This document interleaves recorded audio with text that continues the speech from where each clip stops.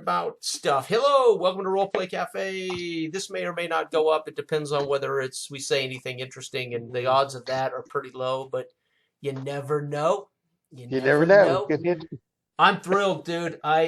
This is by far the best the book has looked, of course, but I feel like we're ready to hand it over to Brian, get all the art over to Brian, and start compiling the actual book. But you brought up a couple things this morning that I think were, originally I read them, went, what the fuck? Dell wants to change shit now? And then I know. and then I went, wait a minute, calm down, Jay, calm down. Let's look at what he's talking about. And then I said, well, let me write some rules to kind of, because you're right. But I'm thinking, oh, Dale wants to talk about these rules now. I think the stuff I put in helps. I think they answered your questions, or they help. Yeah. I don't know. You tell me if you think they were good additions, or if I even answered some of the things you wanted to look at. Well, I mean, first off, I'll let you know. I mean, I've approached this whole process over the last 2 years very methodically, because I thought, in my own recollection, like when you had the break, when you dropped out for 11 months, not that I was excited to see you go. I'd rather be playing and doing stuff. But when you came back, I knew that we were both able to look at this from a new position. Correct. Now, that's very helpful, because you can come back in on it. And then we started refining things even more. Yep. And at the point to where I'm looking at the book, and we got several people advising and editorials and whatnot. And you're the one who's doing this. I know that's a huge labor, man. I mean, for me, when we first started this, I tried to sit down and do some of that. I was like, I can't do this crap. I can't understand what I do after I read it, But what it means, because instructions are the most difficult thing to do about a game. You may know it inside and out, but you're not there whenever you pass that along. And the game is only as good as the instructions. I tell you that, because if anybody hates to read them, and when you hold them up in front of you, and if you don't understand something, or something isn't like, they'll have a tendency to put it down and not go back to it. That's it. So that's the goal. The goal is you want something that's classic. I want something that if we put it in a time capsule, and 80 years from now they unearth this book, and you and I are dead and gone, and nobody role plays, and people see this time capsule, well, what the hell is this? They could sit down with this book if they can read English, and they could do role playing with our book from the get-go. So for me, it has to be classic. And for it to be classic, we don't want to assume people are stupid, but we want to make sure that anyone who gets their hands on it could execute this thing called role playing, right? With our book, right? They wouldn't have to know anything about the Dark Ages to have a world, to have people, to have a glossary of terms. They won't have to know anything about the Dark Ages to execute our game now, right? So correct. I'm in complete agreement. For me, the rule book is, this thing will hopefully live on in the annals, especially the fact that we're going to be print on demand, hardcover, color, a tangible thing, man, that even in this day and age is becoming harder and harder as everything's digital music, digital books, digital movies. Yes. It's like we're in a world, but there's something about that to me that is important, that the book does all those things. And no matter how much you write the rules, or how much I write, no matter how much I read it and I proofread it, I needed my wife to read it aloud to me, because I heard immediately, she read it aloud and got through it, and she must have mentioned heal, removing curses, and curing like 6 times. And it dawned on me when she got done with the book, dude, we don't refer to healing, cures, or removing curses anywhere in the book. So I had to write that rule. It's like, we can't talk about that all the time and then not have a rule for it. Right. Yes. So that's why you need people. You need friends, and you need family, and you need people that help work this stuff out. And no, for me this morning though, it was like, wait, that rule's been in there for like 11 months. Why is Dell just now talking about it? And to put it in the context of my situation, because a lot of, I just got off work here, and a lot of times I'll be overly excited about it, especially when you come to this point. Like I said, I focused and was very methodical about it, but when it reaches that crescendo where we're almost on the eve of letting this go, then my mind's going 100 miles an hour, and I'm re-looking at this stuff. I've been re-watching the old videos and that post the post discussions of the playthroughs Mm-hmm. of the test plays, and I'm like, we've known this stuff and we've expressed it probably better in some of those earlier. I mean, Sure. as far as just us Sure. talking now, Sure. so we know what we're doing. It's the whole thing of refining it to the point to where we can communicate it through that book to Right. someone who's sitting down while we're not there. And a lot of that, I can do a lot of second guessing of myself. I Sure. can think this is what I'll throw it up at you and you say, no, we've already covered that here. Look at that, stupid. Yeah. And I go, oh yeah, we did that. Because because you feel like you're juggling 9 alley cats at the same time, trying to make sure that all the bases are covered. So a lot of that is me doing that. Now, and I'll put it out there and say, do it a little bit. Anything that you build together, there's going to be a little bit of rubbing. Rubbing's racing. You're trying to get to the end. Yep. So the only thing I was trying to point out when I read it, because I know that the confusion, and this is where I looked over into. I had heard and listened to when I was talking with you when Scott mentioned Dragon World. Now I had bought that book a couple of years ago. Dungeon World. Yeah, Dungeon World. Sorry, I looked at it for a second, but I didn't do a deep dive. I thinking over it, but when I came up with that one roll system, that was ages ago when we were doing forum play, when we were typing everything together before even Zoom or Google came out, right? And it was to make. I was going, oh, this is similar, right? So I know that there's a problem with how people traditionally play in a turn-based system. See, I mean, on the in a turn-based, the things that are negative about that is whenever you go into a combat with that, I can roll, I can miss.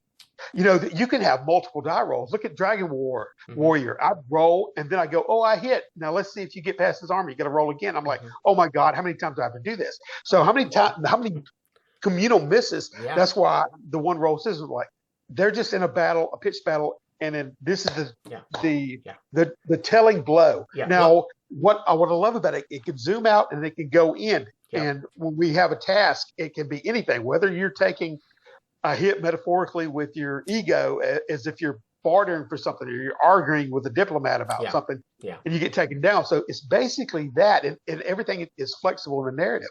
And that's why I had an initial. I love the way we had it, and then I don't like the concept of people focusing oh, okay, these are the combat rules, because they're one and the same. It's just combat is oftentimes when you focus on a little bit furious and can be more complex, and then but it's so flexible that like in your example about roll the luck. Let's say if you fall into the freaking drink with him, that's totally well, that's why we define all action. All actions are tasks. Combat. That's why I made it clear. Combat's a task. We don't differentiate social conflict rules. We don't differentiate dramatic task rules. We don't differentiate mass combat rules. Our system, again, is quite literally, we're going to have a shared narrative about this. We're going to communicate. Dell, you tell me you're standing in the middle of Dredgewater, and I'm walking. I want to go talk to the Lord Washburn. I need an audience with Lord Washburn. Because I've heard a rumor of something I'm concerned about, and this might be a chance for me to ingratiate myself with Lord Washburn. I'm walking across, and I say, and as you walk up the drawbridge and you're headed through the gates, you notice smoke in the distance, right? And then you hear somebody on the wall yell. You're defining where you're going and kind of why your intent. My action is to go, and this is why I'm going. And meanwall, things occur, and it might exactly right. And a die roll comes in only when we're going to change situation, change circumstances, or there's a challenge that we have to prove. It's super easy. It's not new. I mean, I've played Lone Wolf. I love Lone Wolf. I bought the Lone Wolf game a few years ago, and I ran Jose and Eloy through a couple of Lone Wolf games. I ran a local Lone Wolf game. I love Lone Wolf. It's a D10 single roll system with skills. It's fantastic. So we're not reinventing mechanics. And we're not really reinventing how you role play. And I hope people don't think we're trying to sell that we're doing something so different.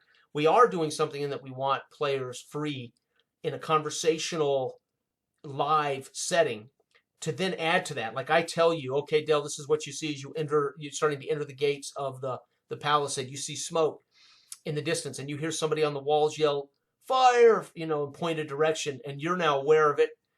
right?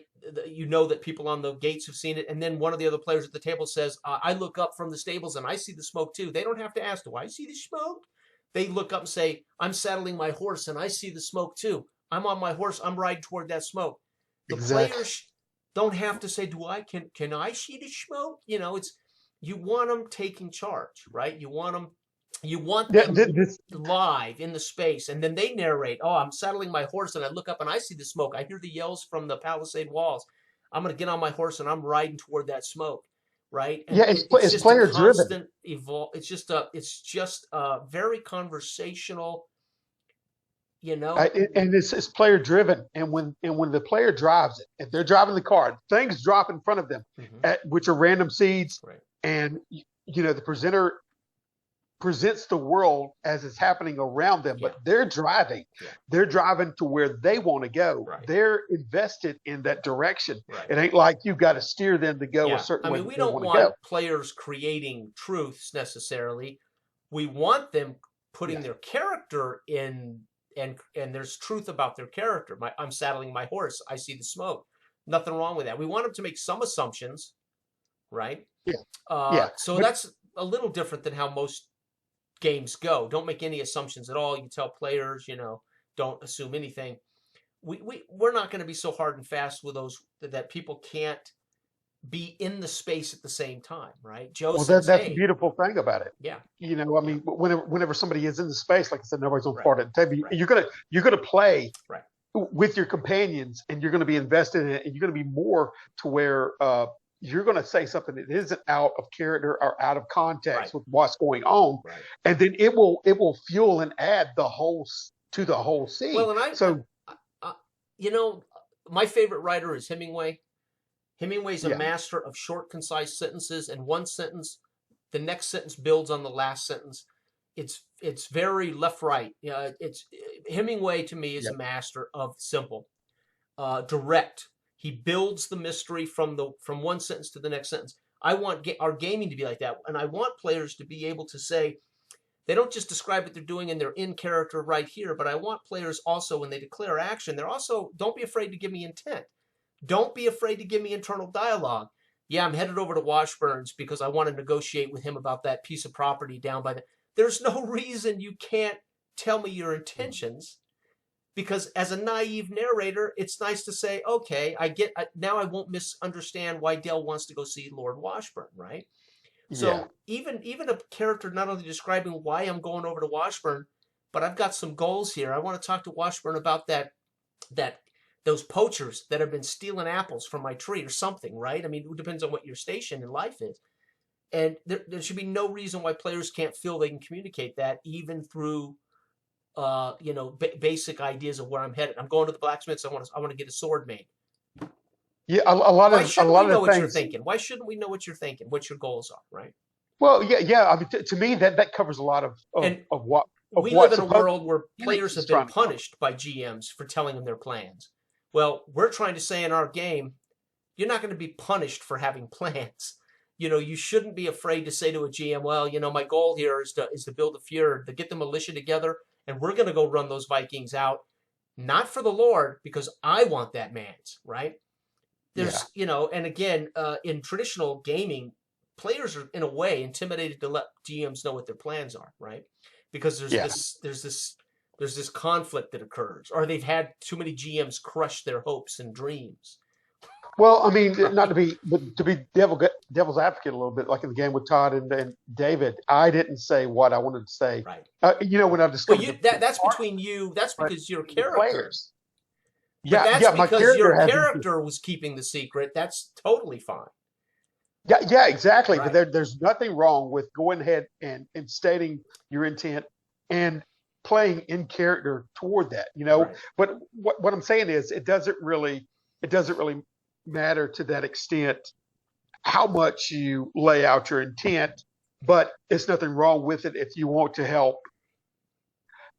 Well, how would you say help the presenter along in understanding where you're coming from and what your intent is toward what your Right. goal is? Well, and In that instance. right. Well, like the example I gave, if you just say, hey, I say, okay, it's a hot summer morning, early in the morning, people are out and about. There are fogs rising. It's for Dredgewater. It's kind of dry. It's been baking. And where are you at, Dale? And you say, oh, I'm heading over to Washburn. I want to seek audience with the Lord of Washburn. I've got some things to discuss with him. That's as far as you got to go. Obviously, you're going to approach the gates and you're going to ask to see Lord Washburn, and there'll be role play. There might be a roll to see if Lord Washburn will see you, depending on your prestige. You might be able to walk right in. If your character is a 3 prestige, you probably come and go from Lord Washburn's. There's all kinds of variables that affect that. Then you have a dialogue with Lord Washburn. Lord, I'm here to talk to you about it. You don't have to tell me, but we want it to be conversational and live, and I think that's the key, right? I think that's what I was writer room gaming. This is not trying to all write the story that comes to an end. No. This is your character in space, pursuing your goals, so to speak, and the presenter ultimately is going to handle all of that. And so I think in that sense, we're also not like mini games. I've never played Dungeon World, so I don't know. If I remember right, I thought Dungeon World was prompted by move sets and certain words. So we don't put any blocks up that you got to use move sets or particular vocabulary to trigger things. So there's it has to be mechanized. Like there's tags and there's other things like that. Yeah, so we're not making you jump any of those hurdles to be a character in a fiction. What I was groping for a moment ago when I'm trying to describe, like when you were talking about intent, it doesn't really matter, honestly, what you tell the DM, because your intention, and the DM doesn't even know what is going to happen really in front of you. When random seeds drop in, things can change in an instant, just like in real life. You may intend to go here, but anything that ultimate, like your overall goal, might be fine and dandy, but you really don't know what's going to happen. And the DM, the presenter, doesn't know either. He's having these random seeds that are rolled and dropped into the situation. It changes. So really, it doesn't matter. And like I'm saying, intent is good for so much. Yeah, I mean, I've got because you're going to run up against it. I drew up a game for today. It took me 10 minutes to set up in case we played. Got my random seed chart. Got my major minor dilemma. My inciting incident. Yeah, I roll the dice here. 7. 7 is children are disappearing. So at some point during our play, you're gonna hear somebody in the village run up or they might come to you directly, depending on what your role in the village is, and you hear that their child is missing, right? Maybe this is the 3rd child you've heard of in the last week that's missing. Yeah. Right? And I just have to introduce that to you in some way, and your character may go, that's interesting, or whatever, not my kid, right? You can handle it any way you want, right? Well, what's great about it is that is the core thing of what we're doing. Everything you're discussing here, the conversational tone of the gameplay, the random scenes that drop in, that fill in the events that are being triggered and happening around you as a character while you're driving the narrative forward, and you react to them or not, or go in whatever direction or however you want to. And the presenter's just reacting off of that. And the only action he's really doing, I mean, thematically with the narrative, is dropping these seeds in around you. Things are happening. It's life. So really, that's it. What we had to do, even with 2061, was start going all these inhibitors that are really slowing us down from that conversational tone and that forward momentum, is all these mechanizations of things that really can be taken up in a narrative mindset. That really what we're trying to do is quantify everything narrative. I mean, mechanistically through our narrative. And like, man, I don't really need to tell you, that I have to utilize this maneuver. But human beings love to pigeonhole stuff or characterize it whenever, like the whole concept of just being, improvisational and just being there. Nobody can really grasp a hold of it, but they want to have something solid. They can say, oh, use this maneuver to do this. Like I think even in Dungeon World, it's something like some kind of defensive maneuver that you engage. Well, hell, I mean, we don't have to say I'm engaging this maneuver to do this. Yeah, I get it. But I'm just begging players, just tell me what the hell you're doing. I'm just saying to play. That's it. Dude, I'm drawing my bow. I'm firing. I drop to a knee. I drive all my arrows into the ground, and I'm one after another, man. I'm fucking up Vikings left and right. Dude, roll the dice. They roll. You see 3. He rolls an 11 plus his 3, and I describe Vikings. 3 Vikings down. Bang, bang, bang. arrows hit kill Yeah. shots. It's We a yield mass to the combat, fiction. right? Yeah. We It's yield to the fiction, and other games yield to the but we mechanics. still use dice to decide your fate, Yeah. right? That's So what are you this. seeing in your head? Cool. That's happening, dude. That's your scene. I'm seeing that's what your character's doing. That's your scene. And then I go over to Yeah. Todd. Todd, what are you doing? Man, I've got my claymore out. You know, I'm Irish. I come from the clans. I'm in my kilt with my claymore, and I'm just dropping. This thing's so heavy. I just bring it over my head and drop it through Vikings. And I roll the dice, you know, and he rolls the dice.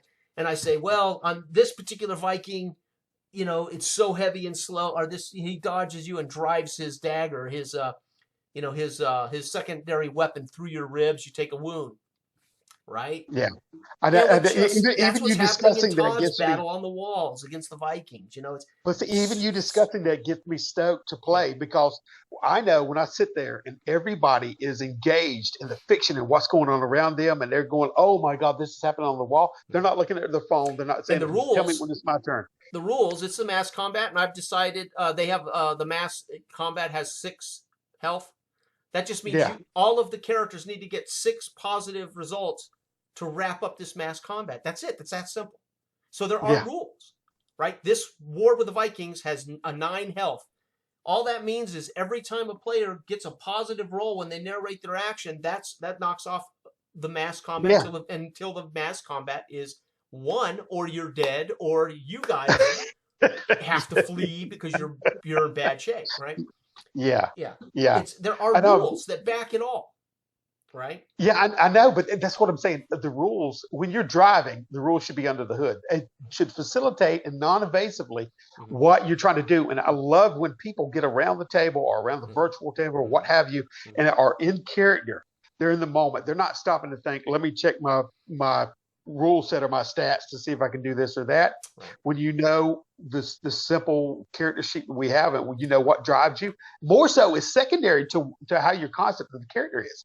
It's just a representation of where you get your bonuses or bonus modifiers Right. toward that die roll. But you play. I mean, people sink their freaking hooks into it and play. It's not like you got to pause and say, okay, let's have a 30-minute combat over something like that. We can be inside that. Let's not. Part of the reason we're doing this is we're trying to create an atmosphere where players never really have to leave the zone, right? They don't have to be first person in character acting, but they don't have to remove themselves to ask. They don't have to ask. I mean, there's going to be times they're going to have to ask questions. Well, how far is the head of the Vikings from me on the wall here? You know, and things like that.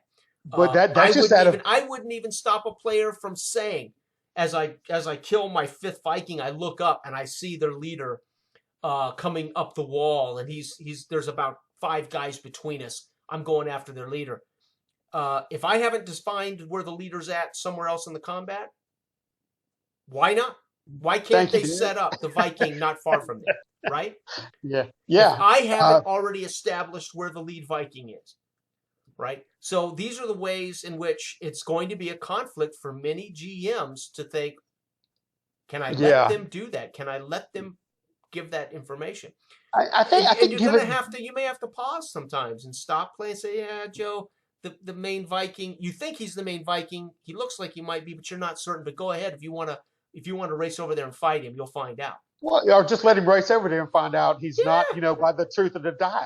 Oh, you turn him around, but he's somebody else. So, but here's what I would do. The mass combat's difficulty is 8. The minute he says there's their lead Viking, I'm going after him, the difficulty value just went up to 12.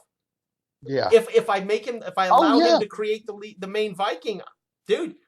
But there's so much flexibility in how you handle it. You know what I mean? It's really great. And the thing I love about it is everything spawns off of the communal narrative that is happening at the table. And players can't afford to be out of character and not realizing what is happening around them, because everybody's speaking, everybody's acting, not all at the same time, but you're watching, oh boy, in your mindset. And when you allow others to speak of what they're seeing, it adds another piece to the puzzle, to the mind's eye of the community. And they say, oh crap, that thing over there is all of a sudden there's a palisade around there. I didn't even see that.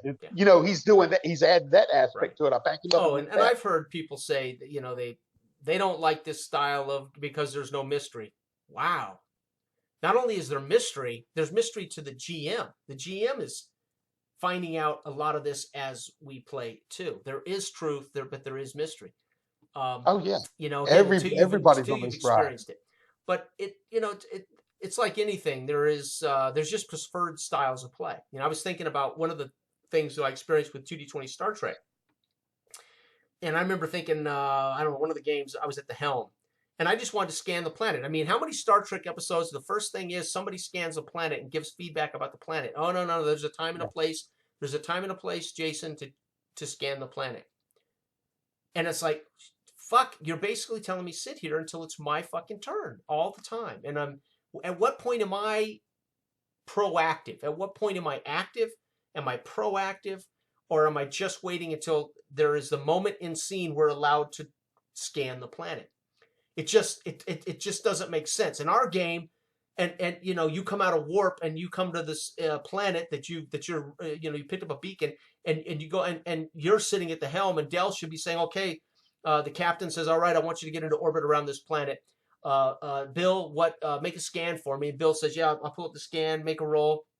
And I say to Bill, okay, Bill, this is what you learned, blah, blah, blah. It's just this fluid, normal freaking, it's just not gummed up by stops and starts and no, can't do, start, you can't, time out. It's like watching a football game and the ref is continually throwing the flag and you're like, oh my God, why can't we just let them play? Let them play, ref. That's what it feels like to me. And it's like when you read a book, you know what I mean? Right. There's different people that I read, like Grisham or Patterson. They got a real fluid way of writing. Mm-hmm. That's why they're so popular. You get a lot of people. I remember reading like Crichton, great, reading Timeline. Love that book. Yeah. But whenever he has a personal fetish for science, and even though I love that aspect of it, he will delve into it to up to detail. Yeah. He'll arrest the actual momentum of the story to tell you all this nonsense, right? Yeah, and you can't, if you get past it, but see, that's what we're wanting to do. Once we started playing 26-1, we said, oh, let's just cut this off. Let's cut it off. And to me, the whole process has been like, look, let's minimize this to only needful and less invasive rule sets to adjudicate what exactly is happening here. The real game itself is that everybody at that table is naive and what's happening. The GM is not a traditional GM. He's sitting there as a presenter and going like, I am just running the world of what happens to be. He don't know what is going to be random seed dropped. And we do want to put players in a position to think creatively, think critically, and problem solve. Right? You're in a village. You're looking for Roman ruins. You stumble into the village. The guy comes to you and says, my name is, I'm the elder of the village. We got a plague. You might not want to stop here. My wife's dying. My kids are dying. We've had 12 people die in the last week. And your character says, whoa, I'm somewhat of a healer. What's going on? I might be able to help you. And there's an exchange. Well, I'll help you. I'll draw you a map to these Roman ruins if you can, in fact, save my village, So you want them to problem, and you want the players to say, well, let me assess the situation. And then the GM says, okay, this is what you know. You've seen this before. This looks like dysentery. You think you can arrest their bowels and all the, and then you take charge of how you're going to mix that and how you're going to do that. And we may have a role, we may not. You narrate so well. Why roll? Your character just whipped up. I'm glad you said that, because a lot of what we don't do is roll excessively, but roll whenever the table and everybody feels that this is a chancy situation. And like when we have in the rules, as I stated earlier, like the concept of the character and where his strengths lie, represented in the attributes. Yeah. Really, you can look at that and you can go, you got a 2. Yeah, you're competent in this thing according to your character. Narrate it really I'm going to have you roll it. I wouldn't even have you roll it. I mean, you narrate it really well. You describe how you think this is going to work. You mix the concoction, and then we actually come to the moment of truth, and you're actually going to spoon feed this mess into her mouth.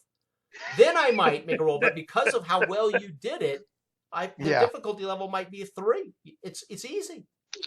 Yeah, But there's exactly. still a chance you could critically fail and poison her and make it worse, right? Oh, Right. So yeah. you can still Yeah. have that drama of does she recover from this concoction you've made, right? You made the Yeah. concoction, but we got to find out if she recovers from it, and that might make it really low, like you only fell on a one, right? Or Yeah. not at But all. Got it. It's there's just always a disinterested. chance, but when you're, if you've got time on your hands or if you got whatever, don't that's one thing. Like the competency level, it almost is like taking the average, like in ubiquity, and not that we were copying that or anything, but the competency of your character, you're going to normally be able to do something like Sure. that. And it falls. Remember, we play, and then you have the wizard. He could roll a 20 and lift something that the barbarian just failed at lifting. You know what I mean? Which that does not even freaking make any kind of logical sense. So what I would say, sometimes even like the barbarian didn't get it, the wizard gets up there. No, dude, you're not doing it. You Yeah, know what I mean? exactly. It's like, really? But yeah, Yeah. your character's informed by your character sheet as far as Hopefully. what his. Hopefully. Well, yeah, I mean, but I would like to think the it, wizard wouldn't even try. That player would say, dude, you can't, Conan, you can't lift that shit? Fuck. but I guess we've we're all turning did that in around. the past. We all did that in the past. Yes, the wizard got it. I don't know. You have to freaking Oh, dude. justify it by saying Yeah. he just had some kind of a, I don't, I don't know what games you were playing, but the wizard never lived past 5 minutes in my games.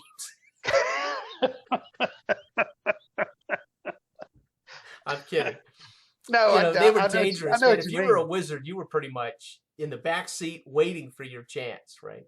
But yeah, it just feeds into it like your character sheet, and you Right. go, you're competent at this, man. You don't need to do that. And Well, it even stated yeah. it's just a known And amongst your we want comrades. players proactive. We want players going for it because they earn repute for remarkable actions, right?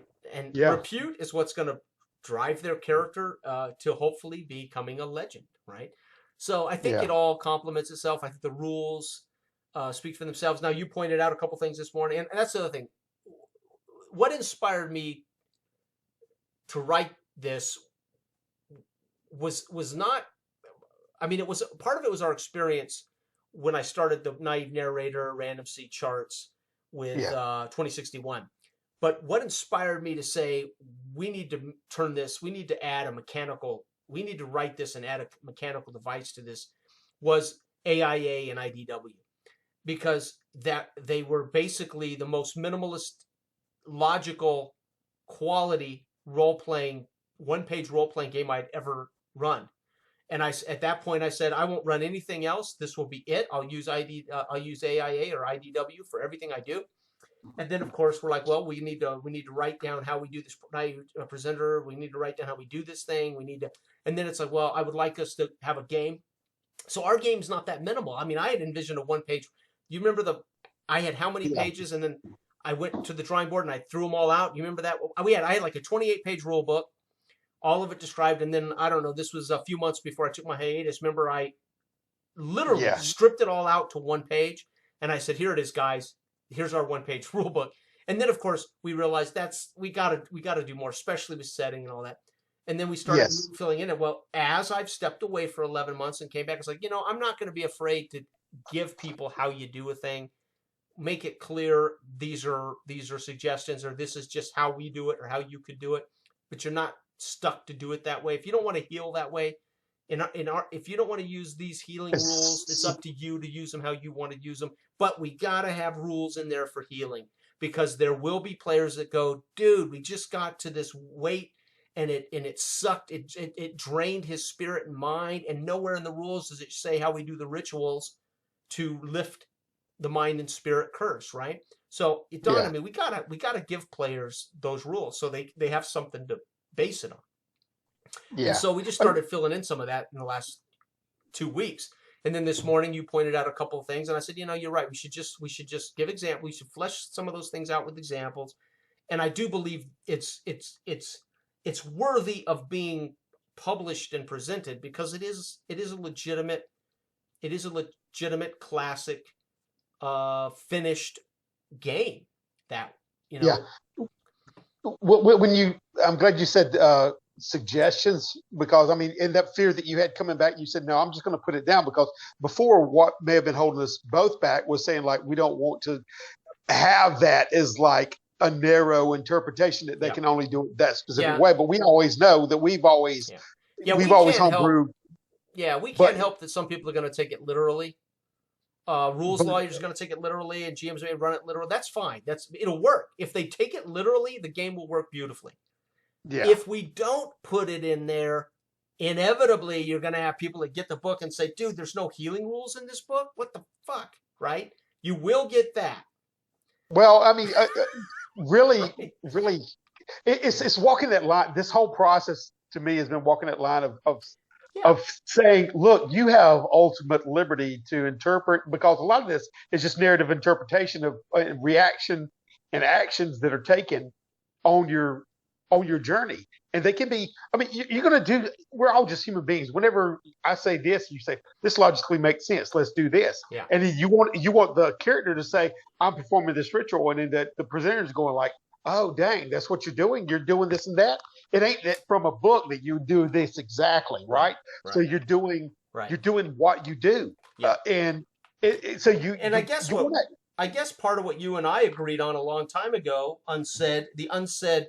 our unsaid style playing together, was what you're saying is as valid as what I would say. Yeah. If you say, no, I don't mix a concoction they have to drink. I'm rolling a joint they got to smoke. Why is that not more accurate to heal dysentery than what the rules would say or what I would say? Who am I to decide how you heal these people with dysentery? Yeah. Why is not what you dream up as a healer in this Dark Age world valid? Yeah. Instead that's saying, what I'm saying. No, you got to get the weed of Atusala. It's under the trees, and you guys got to go get the weed of Atusala. You know, I mean, that's a GM putting bullshit boundaries on player agency. Yeah. Well, I mean, a lot of it is the players need to be able to, instead of saying no to you, creative. I would say yes to you, but you're going to have to make a roll to actually still save the woman. That's what the roles are for. See, that's the whole. That's so the I whole don't thing. have to say no to you. I just say it's an easier difficulty now because you really described this pretty cool thing, or it's hard because you said the head of the Vikings is right there. Yeah. But see, at first I used to say, like, the character is going to, he can narrate at arm's length. I just mean in his immediate area. Yep. And what, honestly, like I said, nobody's going to part at the table. You got to do something that is like, you're not going to say something like a magic carpet appears all of a sudden when you're in the Dark Ages. Well, they ain't going to look at you and go, what? I mean, it depends on the table you're at, I guess, but that's asinine. But I don't think any GM needs to be given the carte blanche to say, I'm calling bullshit on that, Joe. Come on, if a GM doesn't have that kind of ability to say that's not part of our game here, Bill, then once again, then they probably shouldn't be GMing games if they don't have the ability to say, oh no, that's a little too far, Joe. Let's stick within the bounds of what we're doing, right? Yeah, but that's what I mean. I don't think a large part of it, for me at least, was to say that I don't think anybody's going to.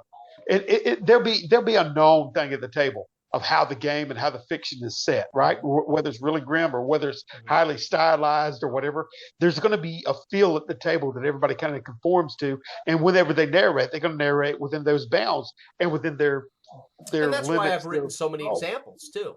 If they read the book and they read all the examples, they're going to recognize that our game. They're going to recognize it. They're going to recognize it's not unlike what they've been doing with OSRs for 40 years. It's just we've removed procedures. We've removed we've limited total GM fiat, right? And we've removed all the trappings and procedures of combat in a procedural way, right? You're not going to, okay, guys, we're going to roll surprise. Okay, we're going to roll initiative. Okay, a magic first, then arrows, then we move, then melee, right? Okay, Joe, you want initiative, go, right? Yeah. Now we're playing fucking poker. I'm betting 2, and it's over to you. I fold, over to you. I call. I'm gonna raise 1. We're back around to the dealer. Yeah, I fold.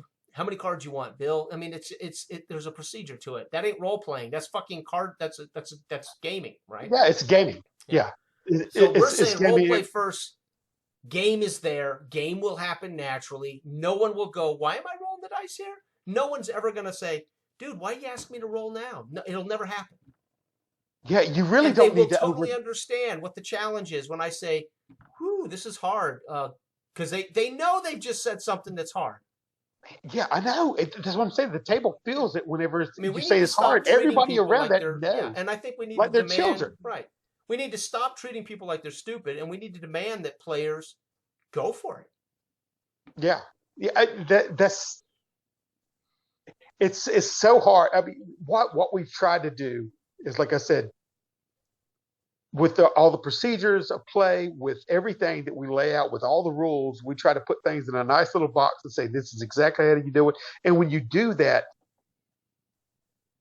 you can find the players to yield first and foremost to the mechanics and say, what can I do by this? And really, you're not really role playing at that point. You don't have liberty as a character to explore who your character is, to express who your character is, to interact with the world first and foremost. That's secondarily to the rule sets of what you can do and what you're allowed to do by the character sheet. They spend most of the time looking at the character sheet and saying, what can I do here in reaction to this, what's been placed in front of me.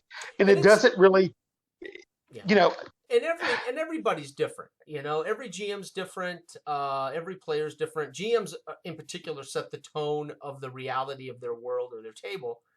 So, for instance, I'm watching Brian's recap of his latest RuneQuest game, and he was talking about they needed a healer for a particular thing, and they were in a particular city, RuneGate, I think he said. And he said, I know RuneGate's kind of big, and I know there's probably so many people there, and I know there's a population of healers that might be. So he's literally trying to realistically say how many healers could be in RuneGate that might be able to help them. That to me is, it's like that's, if there's any number of human beings in this city, the odds are there's some fucking healers here. It's a pretty simple. It's a pretty simple thing for me. What percentage of them can do a particular thing? Well, we're going to find out when you go to that healer. In our game, you go to that healer and you say, listen, we're here because Joe lost a leg. We need to have that leg grown back. Are you capable of this magic here? And I say, roll your luck roll. Yeah.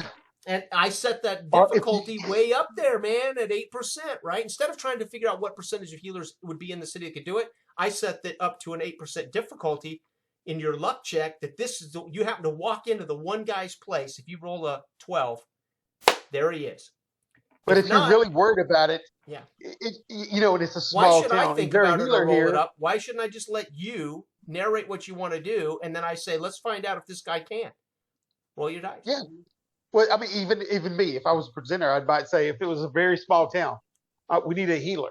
And I don't need to look at a chart to say how many healers could be here. I say, what I do is set a difficulty, and I say, roll your difficulty. It's going to be really hard. You're going to have to be really lucky in effect. Right. And you could be SOL. Yeah. So then. And I'm not, and again, I'm speaking somewhat out of turn. Brian, there was a lot more to it than that. But my point is, I'm thinking, I want presenters to be liberated. They don't have to roll the dice at all in our game, right? They only have to roll the 3-dice-6 chart. That's it. The goal is to let the players problem solve, critically think and problem solve, right? Yeah. So you might have a player who says, dude, I am not going to walk around this city looking for a healer. I'm going to go to a herald, and I'm going to give him 2 silver pieces, and I'm going to tell the herald to announce that we need a healer capable of these things. Let the fucking players figure out how to best solve this problem. Exactly. So Dale says, dude, why are we hiking all around this city looking for one guy who can do this? I'm going to the Herald over there in the corner. Matter of fact, where are the kids? I'm gonna jingle some things, and all these gypsy kids come to me, and I tell all these kids, you're gonna get a copper. You find this healer for me around this city, and I'll give you a silver piece. And those fucking kids take off looking for the healer for me, right? And I say, make a luck roll now. Much lower, because you're utilizing a bunch of urgent kids to find this, and I rolled a critical failure 1. So who ends up showing up after you? there's nothing wrong with the way to do that. When you streamline that, when you use intuitively Yeah. what can be known and should be known, and like I said, when everybody at the table is in there in the moment playing that game, everybody knows when somebody says something that's going to be extremely difficult or kind of hard, and then you say like, let's roll and see if this happens. Otherwise, it's just kind of there. And it happens all the time. You'll have somebody in the middle of a combat say, is there a spear around here? Is there a horse around here? You know, they'll ask, is there, and then it's GM fiat. No, there's no horses. Nah, there's might be an old broken spear. Right, we get that answer, or we get the, well, roll a dice 6 and see if you roll a 1, right, which is ultimately what we're saying. Yeah. We're all in agreement. We're in a battlefield. The odds that there's a horse running around, or there's a spear or something sticking out of a chest or the ground, it's if you can imagine it, we're all probably able to imagine it. Yeah. Right? Yeah. Yeah. So the problem is, Joe, a Viking sees that spear sticking out of a dead man at the same time you do, and he wants that spear too. Make a luck roll to see if you beat him to the spear, right? I mean, you create this amazing sprint to the spear, right? Yeah. Yeah. I know. I will say one. I mean, it can be this truly creative, organic, fun, just fun. But see, you're communicating it as you're building it as a group. The presenter doesn't know squat, and that's going to be a lot of that. A lot of that people, I think, I don't know. Well, that will be the biggest difficulty for most GMs to get over. Yeah, most traditional GMs get over. I think, but when you sit in that seat, and you're just a player like they are, and you're representing the world, and you're looking at seeds that are dropping in, and you're weaving that into the situation, and they're driving the bus in a direction that they want to go, and this is happening to them around them. And then you don't know what's going to happen. You don't know what's going to happen next. That's what I'm saying. Ultimately, if they tell you their plots or plans or whatever, you don't really care. You don't know what's around the next turn, whether the bridge is washed out. Hopefully the players will take charge. And if the players take charge and it's a whole different game when they want to do, that'll prompt dice rolls. That'll prompt challenges. That'll prompt natural. See, that's been the best thing. When the players take charge and drive forward, that they are invested, and more so than they ever been in to me at least, in other games where you're getting prompt or you're moved to another area, you're going where you want to go, and you're at liberty to describe and narrate within the arm's length is what I still call it, of what's going on around you as you move forward. So it's not really. Yeah, no, I don't know. The thing we don't really say in our book, but we probably should, is we're asking presenters to not only be naive, but minimize your fiat, right? Yeah. Utilize luck, utilize difficulty value, utilize calling on an attribute check, right? So in for instance, the scene at the end of the Kevin's game, brilliant game, great fun at the end when we all tell our side of the story and Kevin punishes 2 of us, right? Yeah. Right? Now, he could have said, let's make a luck roll to see if she is lenient, or if she punishes you severely, or if she believes everything Jorian says. Jorah, whatever his name was, says, right? Yeah. So that was all, most of that was GM fiat, right? He accepted certain stories, but didn't accept, right? So that's legitimate, but at the same time, there's some GM fiat there, right? Yeah, but I mean, if it's logical and fees, and I can't remember all the details of that. But like you can use that somewhat. Like I said, we said the players roll everything, which is fine. I could have. There was one game I was running Donnie and O'Neill through, and it came to a point to where they were rescuing. After Dredgewater was washed out, they were rescuing these people, but there was some thugs that had got a hold of this girl and was taking her off, right? Mm-hmm. And there was an old man with them as well, and he broke free and started running. And then I was like, they were witnessing this go down, so I just rolled a dice, and what I was doing was rolling for that man's chances to get away without getting in. He fell miserably. Mm-hmm. Arrow in his back, he sprawled out because I didn't know where that was going. I could have easily told them to roll the dice, but I rolled it. But nevertheless, that's the stuff you don't know. I mean, I could have had Jim Fiat to say that he went down, but a lot of that I don't like exercising stuff that I really don't know. I don't feel like I have full Right. control. If I'm in a dialogue with somebody and it's obviously that Well, I know and what really they're in our saying. game, same exact thing could have happened in our game. It's just it's transparent when I say, you know what, let's make a die roll. They'll roll this to see if this guy escapes. Right? It's Yeah. transparent as opposed to did Jason make that decision or did he just cheat me? Did he just cheat the guy?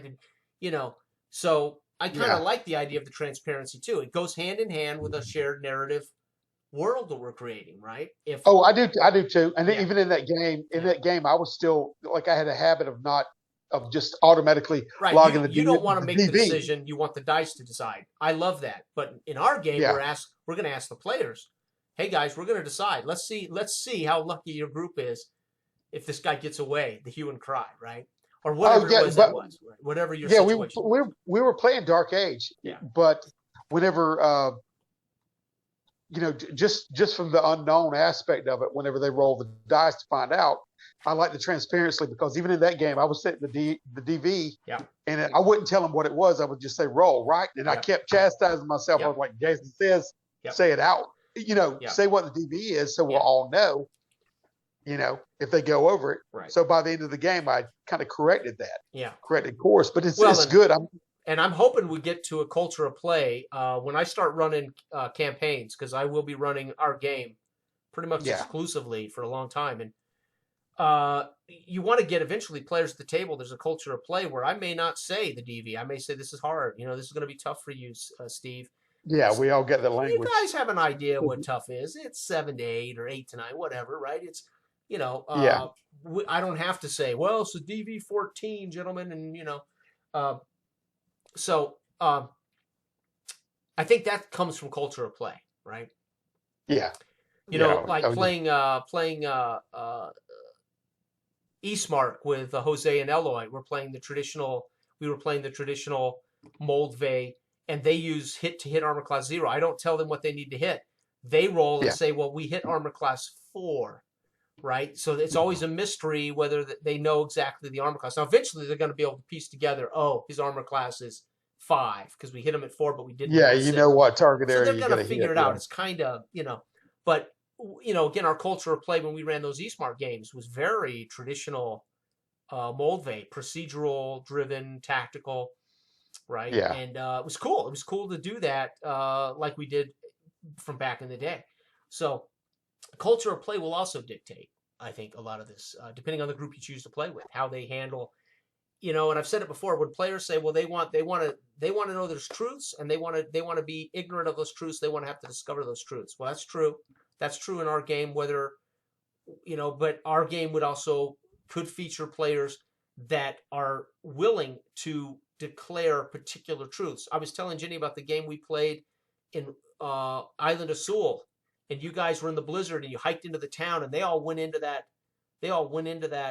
building, and you stayed outside. And you said there was an old woman coming. You wanted to talk to somebody to get information, and you just invented an old woman pushing a cart up the hill. You remember that? Yeah. And I said, of course there's an old woman. But what you didn't know, and I told Jenny, I said, what was amazing about that is I had rolled witch earlier in the game on the random seed chart. Yeah. But I didn't know when I was going to introduce a witch. When you created that old woman pushing the cart, I had my witch. You gave me my witch. Well, that's what I was trying to say earlier about the community. And I went, yeah, at the you table. can ask this woman questions. You're feed Meanwhile, I got a witch now that I can unleash on your asses. Right? It's beautiful. It always happens in games. I've yet to see that not happen. Not a specific thing, but it's always uncannily easy. Now, when it would be hard? So one of the things that people will have to get used to when they make a random seed chart is they have to be careful not to put such weird shit that they couldn't tie it to the situation. That's the biggest thing. Like you wouldn't put a UFO in Dark Age of Man because good luck making sense of that. If you put something really out there on your random seed chart, that you're the one that's going to be hurting to try to introduce that to the context, right? Oh, I know that's what everybody. Yeah. I don't know. It's still your random seed chart. It's still your major dilemma, your minor dilemma, your inciting incident, your setup.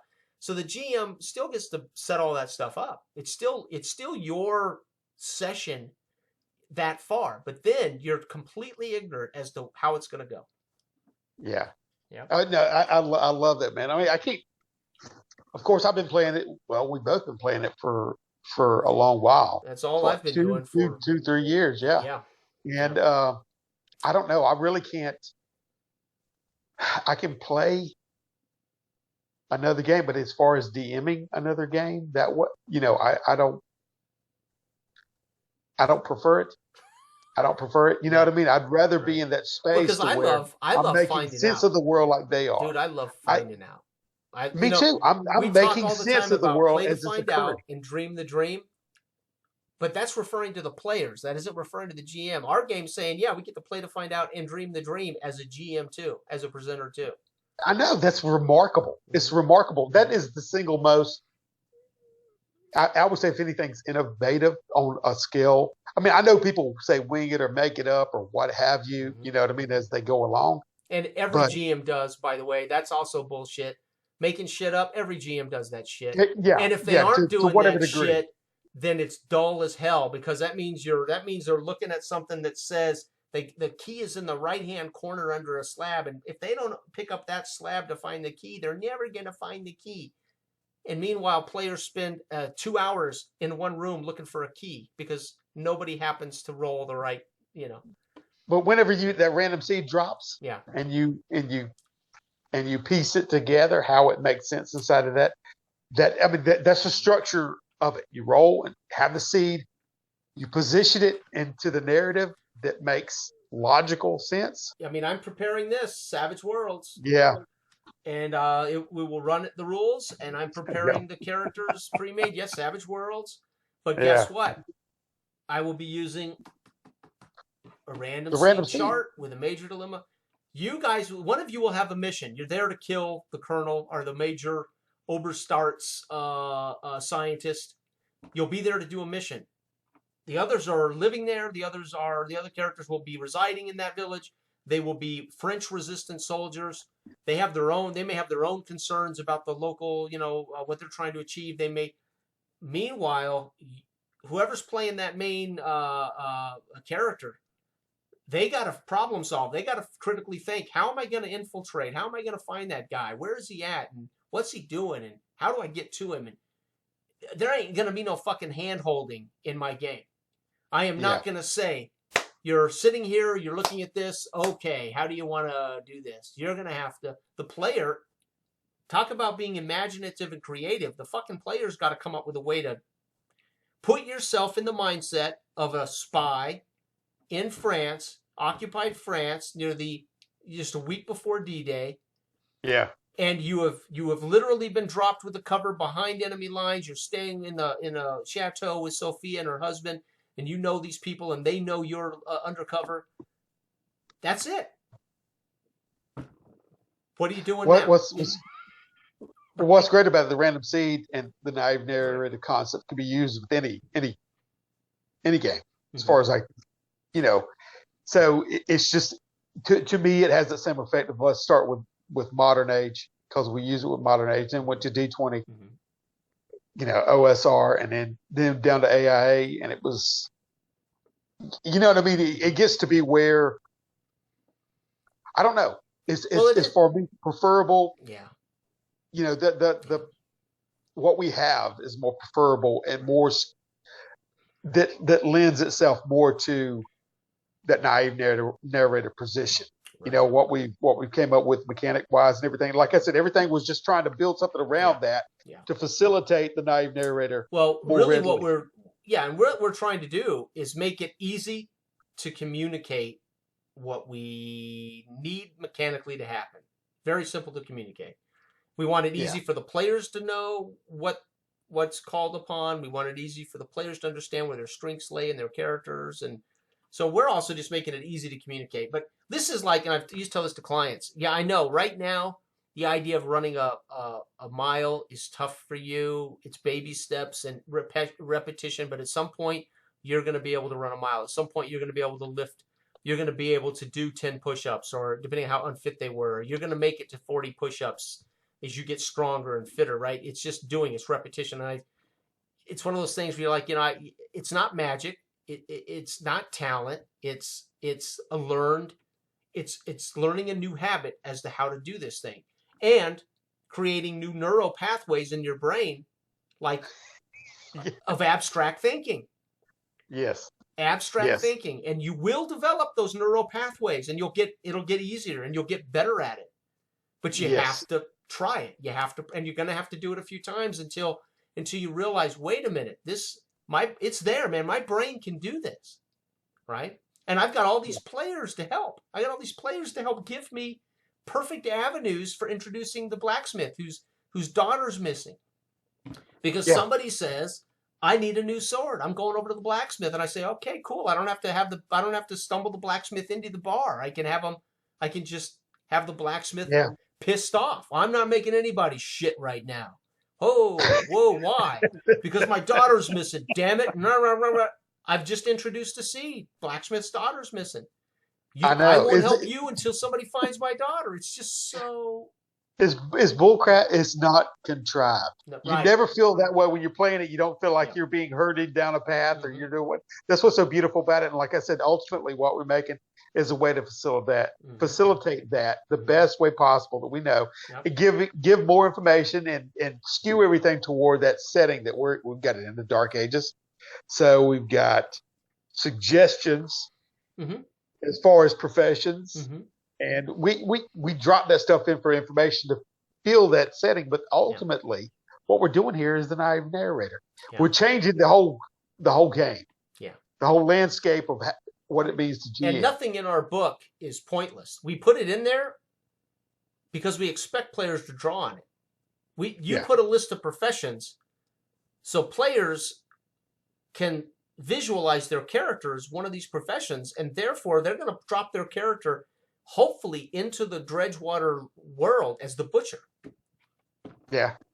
Yeah. All right. You know what I mean? To give some kind of cause for even other people they meet. But that's all suggestive just to get the person kind of and the mindset of what was occurring and how this world worked. There is no different races. There is no redundant or what's the term I'm looking for? There is no well, we won't. Yeah, our book has no redundant, pointless information. Yeah, that's what we want. We don't want it repeated. We don't want it redundant. We want everything in it to have meaning. They can draw on all that the glossary of terms. Yeah, right. I've got written down here. One of my random seed chart is bridge toll. Right? A tax on the bridges. Yeah. Well, we actually know what that is. Our glossary defines what that tax is. There is such a tax to cross the bridge. Yeah. Well, exactly. What does that mean? Bridge toll. Well, that may not affect the players if they don't go to the bridge. They may hear about it. They may hear that there's somebody's charging a tax on a bridge that that nobody used to charge a tax on. And then the players go, what the hell is that about? We got to go find out why. Who the hell's charging a toll to get to Dredgewater? But the information we provide in that is going to be fuel to envision or imagine how this world works. Yeah. That's why, I mean, like even the sea people, the Danes, I love the way you spell that, by the way. Yeah. Right? When you said it and then I saw it, I was like, oh, perfect. That'll work. Yeah. So you got this and you understand economy and you understand, general occupations and you understand trade and how things are actually working, then you can be more assured and have a little footing when you drop them into this world as a presenter, especially to say, oh yeah, this is how it operates. And this is, it feeds into even making list of the random seeds. And like you said, we provide five sets of random seeds in the back. Oh yeah. Well, and I figure at some point we'll publish. I mean, our drive-through RPG account's set up now, so I can literally write any PDF now that I want to and immediately upload it for people to just download. Yeah. So I'm going to be able to just write add-on material that we can give away free that they can go grab from RPG.com that supports Dark Age of Man. If we're just providing written sessions and adventures and things, right? Yeah, I know. It makes me wonder if we should do some kind of preliminary one sheet version.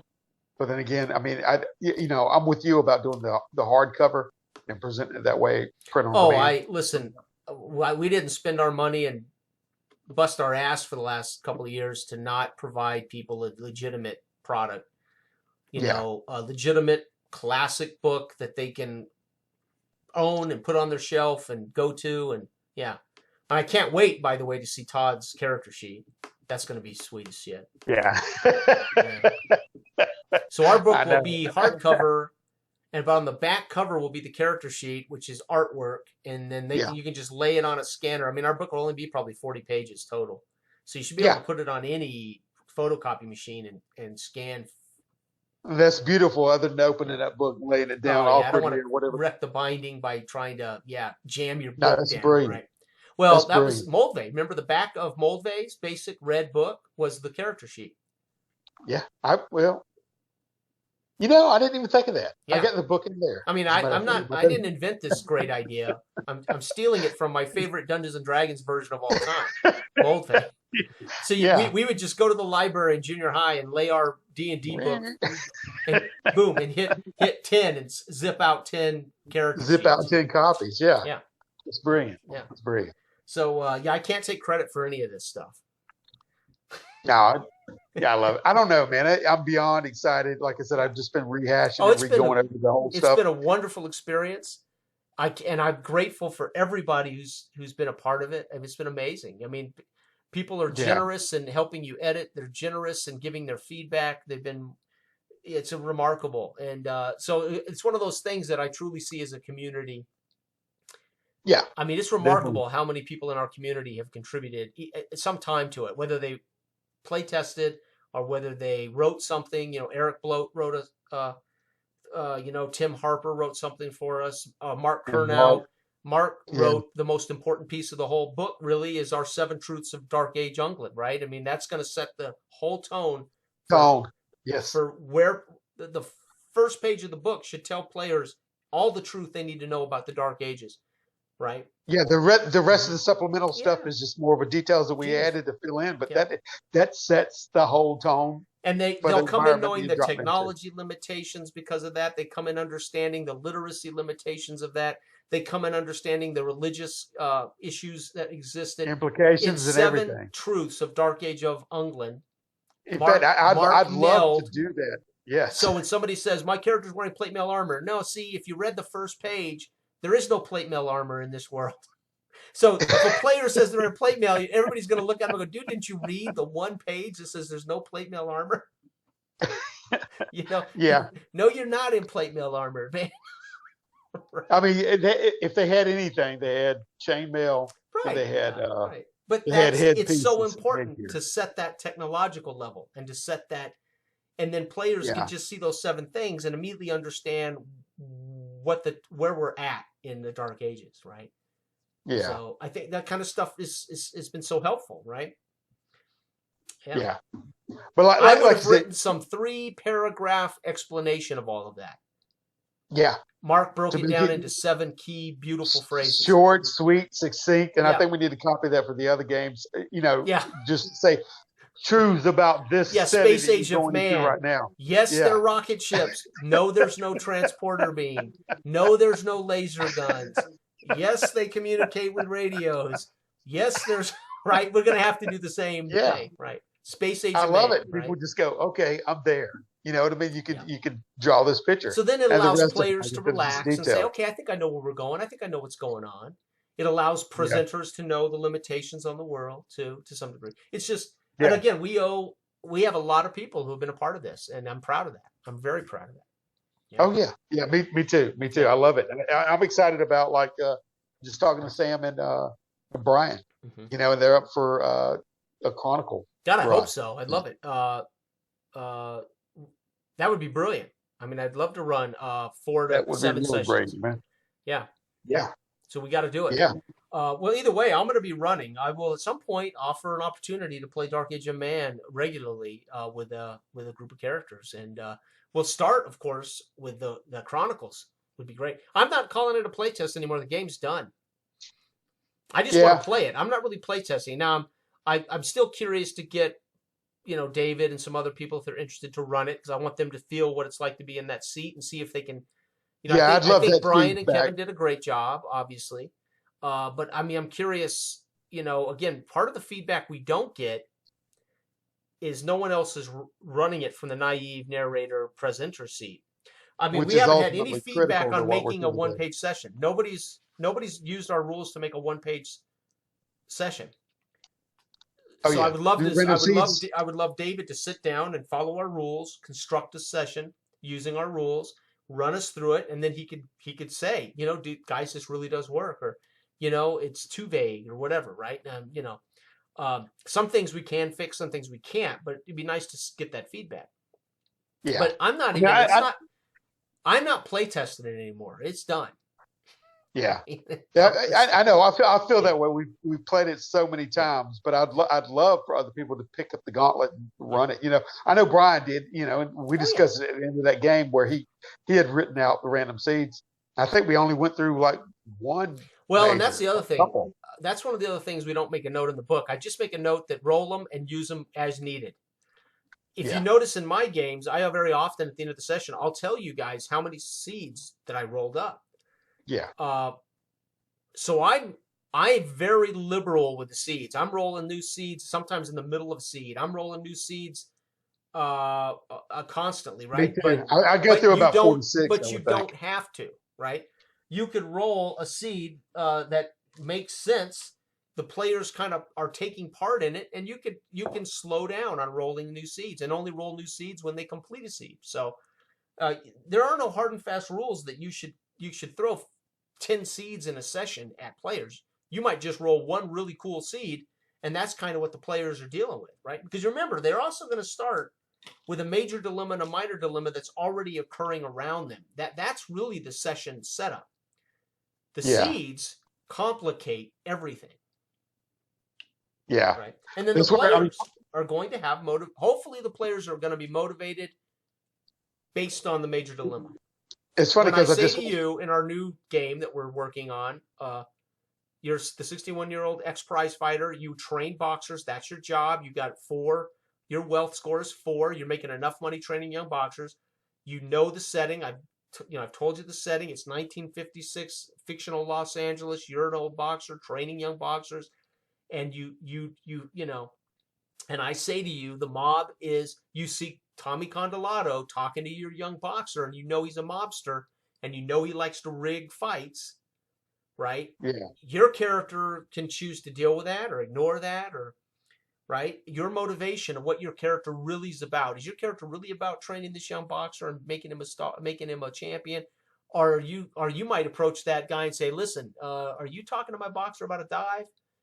And the mobster says, yeah, what of it? Well, I'd like to get a piece of that action. You might decide you want a piece of the action. You don't want to stop the mob from diving your boxer. Yeah. Yeah. Players are free to critically think and problem solve that suits their character, right? So they can focus on the moment, be there, and respond accordingly. I want players to be a character, and they can pursue whatever their personality of that character is, as opposed to Savage World says you get bennies if you act like the crazy journalist, right? Yeah. It's telling me how to role play. Savage Worlds not only tells me I'm playing this character. Scooby snacks for role playing. Yeah, it's telling me how to role play, and then it says, and we'll reward you if you play your character the way we tell you to play your character. Where am I in that? I mean, where do I decide what kind of character Danny is? Right? So I get it. Yeah. It helps people role play, but it's not my Danny. It's some traditional pulp character. Yeah, right? They're playing an archetype. Yeah. Yeah, of a character. And I get it. I know that's where role playing's headed. I know that's where role playing's been for a long time. In D&D, you're a fighter, but what kind of fighter? Ooh, dude, I can be infinite kinds of fighters, right? Yeah. Class is fighter. My character? Oh, dude, I can be a dandy fighter, right? Yeah. I can be a grump. I can be an old fart. I can be a young, naive whippersnapper. Right? Nothing is going to tell me who my fighter is. Right? Yeah. Yeah. That's Yeah, conceptually, that's the only thing I didn't like about it was that it had started with I'm talking about D&D in general, as far as starting with a young, to be being a young buck, and a lot of it's like just being a young private, or and then you got to work your way up from there. Mm-hmm.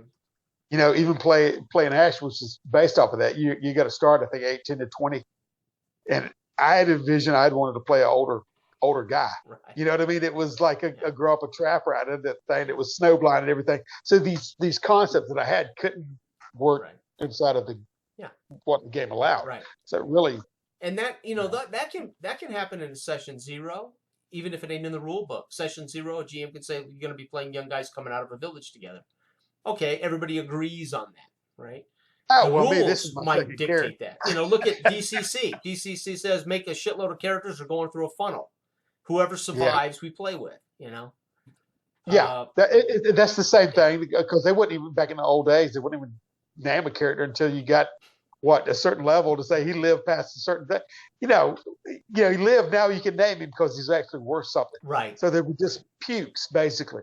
Right. With that mindset of being like a grunt, and then you finally get up to an area where you can be recognized with your peers. Right. It's the same thing they get in with the characters. But I don't want to.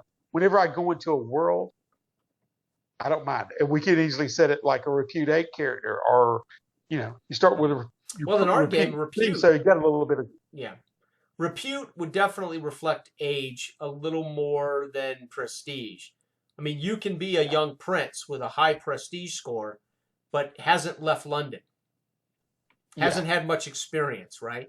But Repute 8 would imply there's been 8 major things that have occurred in your life that the world is aware of, that people are aware of. So Repute just implies experience. Yeah. It doesn't imply age, but it would certainly imply experience. If I have a 20-year-old Repute 8 prince or Repute 8 man-at-arms, then he's probably led multiple battles and won them with his king. He's been heralded as a great warrior, right? That would explain his Repute 8. But he might still only be 21 years old, right? Oh, yeah. He could have did a lot in a short period of time. You know what I mean? It's his mileage rather than his so age. Repute indicates how experienced he is despite his age. But prestige, you could be a max out of the gate for prestige, the highest you can be, right? Yeah. And be a 3 repute or 4 repute character, right? Or 3 repute character. If I took a -1 body, I could have a repute. I could have prestige 3 and a 1 spirit on an entry level character. Yeah. Right.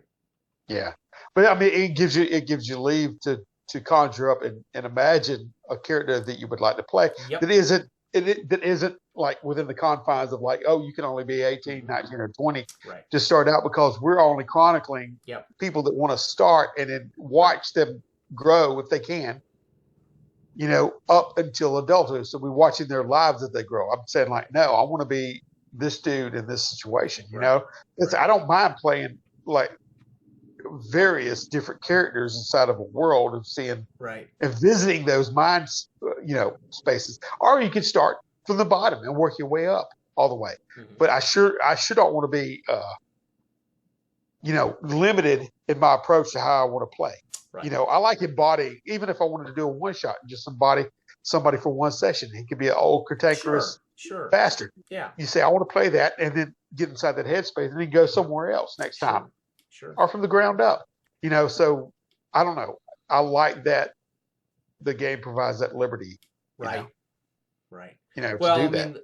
The big challenge, obviously, in our game too, is that depending on how players have been groomed to play, as passive or active, as reactionary or action, certain types of players will struggle at first because they're not accustomed to proactively narrating. Yeah. They're accustomed to being told something and then asking, what would you like to do? Or this is what you see in front of you. How do you want to respond to this? It's those players that have spent most of their time in that role are going to have it'll be the biggest obstacle for them to overcome. I do believe players are creative and imaginative. And in our game, they're going to have to be critical thinking problem solvers, because they're going to have to decide the direction their character is going. And if Well, and if they hear little pieces of information and they choose to make that important to them, like just in passing, they hear the blacksmith say to the man at arms, yeah, the walls of the palisade are in disrepair. They really need to be. The Lord Washburn's not prioritizing fixing up. An ambitious player could say, that's a potential job for my character. That's a potential chance for me to ingratiate myself with Lord Washburn. I want to go up there and tell him, I'll fix the palisade for you, sir. I'll cut the lumber and I'll patch the palisade up. Hopefully players will grab little things like that and go for it, right? Well, or big things like, I'll go find the princess. She's missing in the woods or whatever, right? I mean... Yeah. Well, that's I mean, it's important to note, and sometimes, because I play with all kind of different players, it reminds me of playing at the table here with the two Connors, which one of them is very much proactive in character all the time, and the other one is very much Mother May I. What do I do here? Give me my multiple choice options that I have, and I'll tell you which one I want to go for after you give me a suggestion. So really, when you have that, you can have somebody just sits there, but they really don't, in my estimation, know how to role play. Don't mean that they don't know how to be, or they can't be included. Right. But, where I needed to put a leash on one of them, he was going crazy. And the other one, I was like, prompting him to get out there and do something. Right. So, I mean, that's a problem across the board, I think, with any game. But especially going to be more evident in this one because it requires people to be more proactive. Yeah. And be involved. I just can't wait to see how players tell their tale. They tell their tale through action, declaring action, and then the results of those actions. They don't get to tell their tale like they're writing, like we are a writer's room coming up with how we took over the ship. No. You're going to have to still take over the ship. You're going to have, and then we'll talk. But I want characters in a way recognizing whatever their ambitions are, their motivations are, it's true sandbox that way. It's true open world. Because they can pursue those avenues within, of course, the context of the world. They can't pursue being an astronaut in Dark Ages. They're not going to build a rocket ship in the Dark Ages. That's just asinine. But they can, you know what I mean? Right. And that would be people trying to play so far out that they aren't honoring the culture of play, right? What do you think about people that I know it's going to be intimidating, especially for those of the Connor B type, that the Mother May I, as opposed to both of these guys really haven't played RPGs before, but one of them intuitively got it, and he was playing in character. So I mean, I think it depends on the personality that approaches the game, and some people may just flock to it, and others. Maybe really, I can't, honestly, it's hard for me even to play the regular game. A good presenter will find a way to involve them, but the danger, like me, traditionally, being the kind of GM that I was most of my career, I get a B at my table, I'm going to tend to want to I will regress into my old habits of telling them everything. Well, your character gets up from the table, and your character walks out the tavern and across to the blacksmith, because they just said to me, I need to see the blacksmith. That's it. And so I have to narrate their fucking character going to the blacksmith, right? Yeah, they're just a captive audience. The goal in our game is to not trigger me to do that. I know. That's just like Matt Mercer in that, what's his name? Right. That one video clip? Right, Steve, he just whatever, Steve, he's like, what happens next? Get me there and then tell me my options and whatever. Yeah. And I don't know. I can't stand that, man. It's just like, let's just play. And if you're going to be a part of the table, add to it. And not that I'm freaking if somebody's sitting there. Well, that's why I've been working on this new, part of my goal. And one of the great things about having recorded my actual play sessions for 15 years is I've slowly been able to work on my bad habits as a GM. And again, I will always be trying to correct many of my bad habits. And I'm just talking about repeating myself or interrupting players or making assumptions. You start trying to work on those things. Well, my goal now is to really be a good hot potato presenter.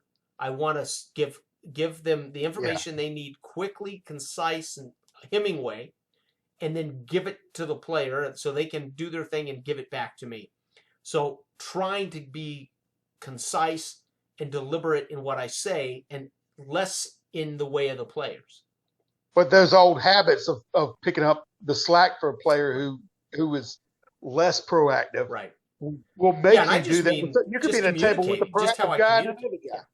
You know, and but I'm saying it would be so nice. I think this is one of the revelations when you start playing in the style with people that really just pick up and go. Right. Then you don't have to flip that switch in your mind and go, oh, I need to narrate their portion of it because they're sitting here. I mean, here's an example. Let's say we're playing Hard Boiled, right? This is our new version of this game. Yeah. And I just say to you, it's 1956. It's been a heat wave of record numbers going on 2 weeks now. And hey, you want to play it? Well, we can go for a little while if you want. If you want to, we can play a little bit. No, even if it's just a few minutes. Yeah. So you have your character. Do you know your character? Actually, I'm on my phone now. I can't pull it up. Let me pull it up. Just give me his basic stats, and then all you really need to know is again, this was meant to be a test play, folks. So let's pull up your character. Your character's name is Demetrius. Whoops, where's he at? Oh no, I've lost your character. Oh, here he is. Demetrius the Greek Kopololis. He's a 61-year-old ex-prize fighter. His respect score is 4. His guts are 0. His wits are 0. His action is 2. His mojo is 2. His wealth is 4. You work at Jerry's Gym as a boxing trainer, working on young hopefuls. Your one skill is boxing. You take public transport or walking or buses. Your only weapon is fists. Your outfit is sloppy. Your residence is a trailer down by the pier, seaside. And your lone contact is your 34-year-old daughter, Angie. She is unmarried, no children. So that's your character. Okay? And so, I started out very simply. Okay, wait a second. I was writing everything you said, so some of it was in shorthand. That's okay. On my respect is 4. Yeah. Can you go over my?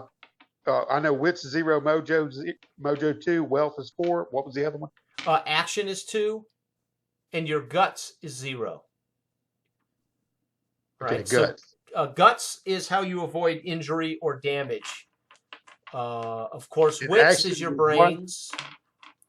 Yeah, I guess 0. Your mojo is your luck. It's how you go through the world. Kind of mojo.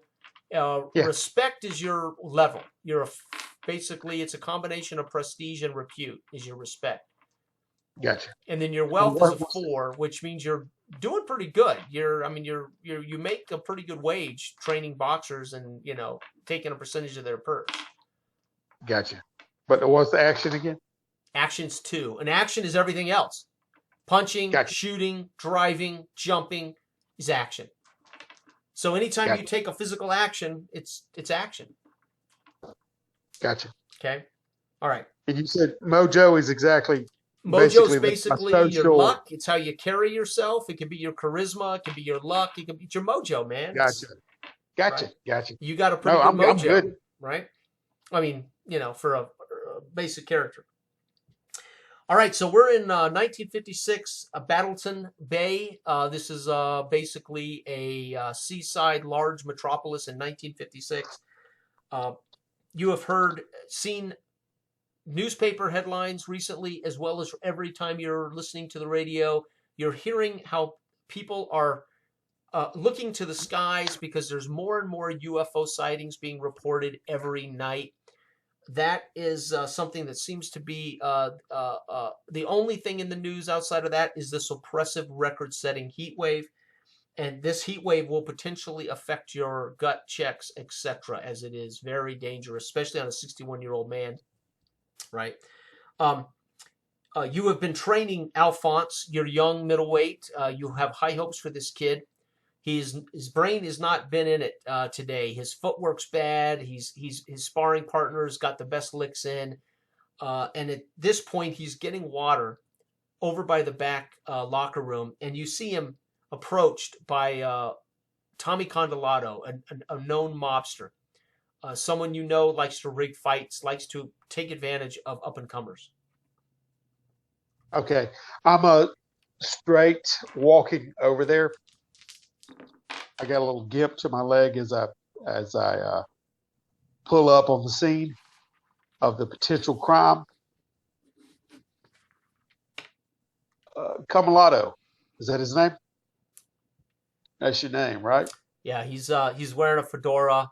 He What can I do you he for? pats your boxer on the shoulder, and kind of nods him to go You're away. patting my boxer, Alfonso.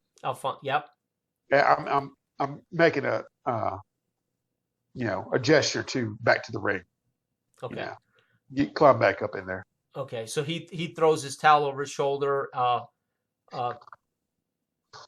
Doesn't look you in the eye as he passes, but heads over and is climbing into the ring. As Condolato says, I'll watch him for a second before I turn him around to Condolato. Dim, how are you? You got a good young boxer there. Yeah, I have a good young boxer. Yes, that's what I said. Fine, Yeah. fine. Can I ask what you're approaching him about? Oh, I'm just saying hi. I like to come down to the gym. We like to hang around here and see what's going on. I'm sure you do. I'm sure you do, Tony. Mm-hmm. You should talk to me first. He's my boxer. Talk Anything about that goes what? into this gym is mine. Approach me. You're not here for merrymaking. Friend, you've got business. You've got business with the boy. I'm looking in his eye. Takes off his fedora and takes out his hanky. He's in a nice suit, patting himself down. He's sweating profusely, as probably everyone in here is, because it's a heat wave. And he's holding his fedora now in front of him. I throw him the towel off my shoulder. Yeah, he grabs it and he towels himself and over his. He goes, well, the boss likes to keep tabs on all the up and young boxers. He likes to throw his nickel around a little bit. His weight around. Well, he likes to gamble on the horses and gamble on the boxers. I'll lean into him a little bit. He needs to speak with me. You don't talk to my boy. Let's make a mojo check here. Add 2 to your die 12.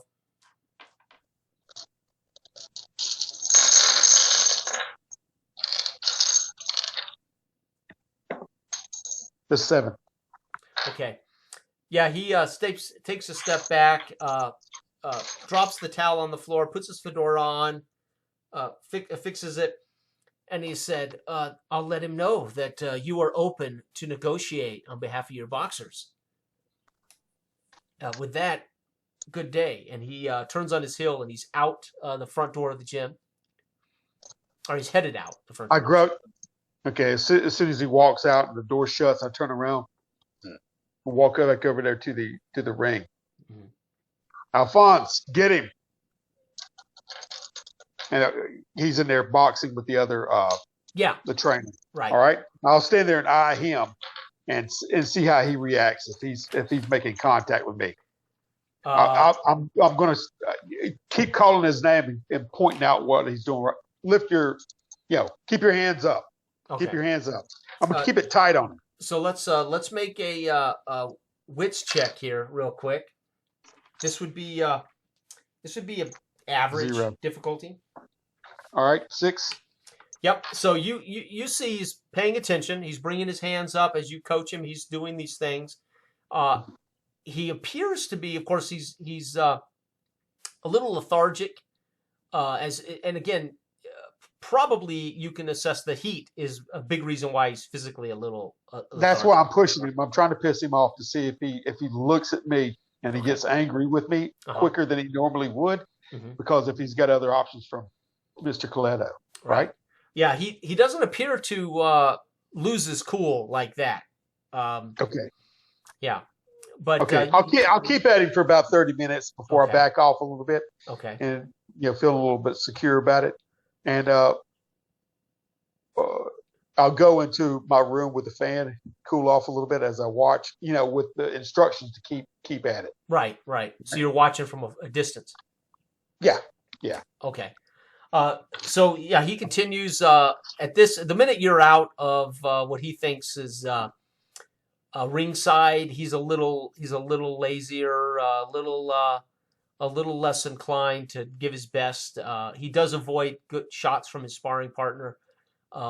You see it a couple of times. He'll kind of grab and clinch and hold the other boxer, but ultimately it's a pretty pathetic end of the sparring match, right? Okay, I've grabbed a bucket of water, and when he's getting out of the ring, come on down. Yeah. Right? He's dropping his arms and he's tired. He gets down. I'll throw the bucket of water in his face. Okay.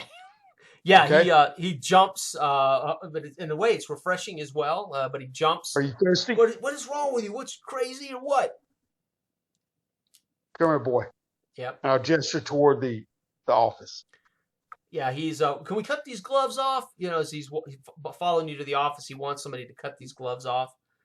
Your little trainer who follows you guys around for the gym is trying to get in front of him. Do it quick, and then I'll go in the office. All right, and sit there waiting for him. So he stops outside the office while this guy cuts the gloves off, and then he comes in.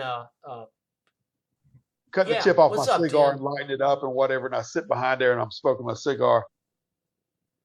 What's with Coletto? Man. Trade words with him. He just wants to know how I'm going to fare. I don't know nothing. Well, you tell me straight. He wants to know how I'm going to fare on Saturday night. Of course, I told him I'm going to whip that kid. I told him put his money on me. You ain't going to whip him looking like you are outside. It's just hot. Dropping your arms. Coach, it's hot. You got to know that.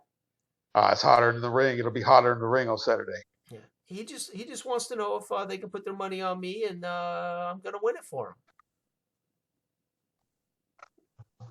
They put their money on. Put their money on you, right? Yeah. Make a. So he's sizing you up. He's sizing you up. Is that what he's doing? Yeah. Make a mojo check. 8. Okay. When he says that, he never looks you in the eye. When he talks about how he's going to whip the kid and they want to know if they should put the money on him, he won't. He always looks away when he tells you that. Put the money on you. Boy, look at me. Yeah, what, Dim? Right. What? Yeah, put the money on you. How much they want to put in your pocket? Oh, come on, man. You know how this game goes. I know exactly how it goes. I got a girl. She's pregnant. I got to take care of her. There's no guarantee I'm going to get that purse Saturday night. They're guaranteeing me I get paid. Get paid if you what? Oh, come on, Dim. You've been there. We all know your story, Dim. We know you took a knee. You took a knee in your heyday. You know what I'm talking about. At this, I jump up out of the chair and I push forward for me standing straight up, the desk will move a little bit down behind, and I reach across and grab him by the I grab him by the back of the neck and pull him in. Right. Keeping his head straight. Boy, you listen to me. Right.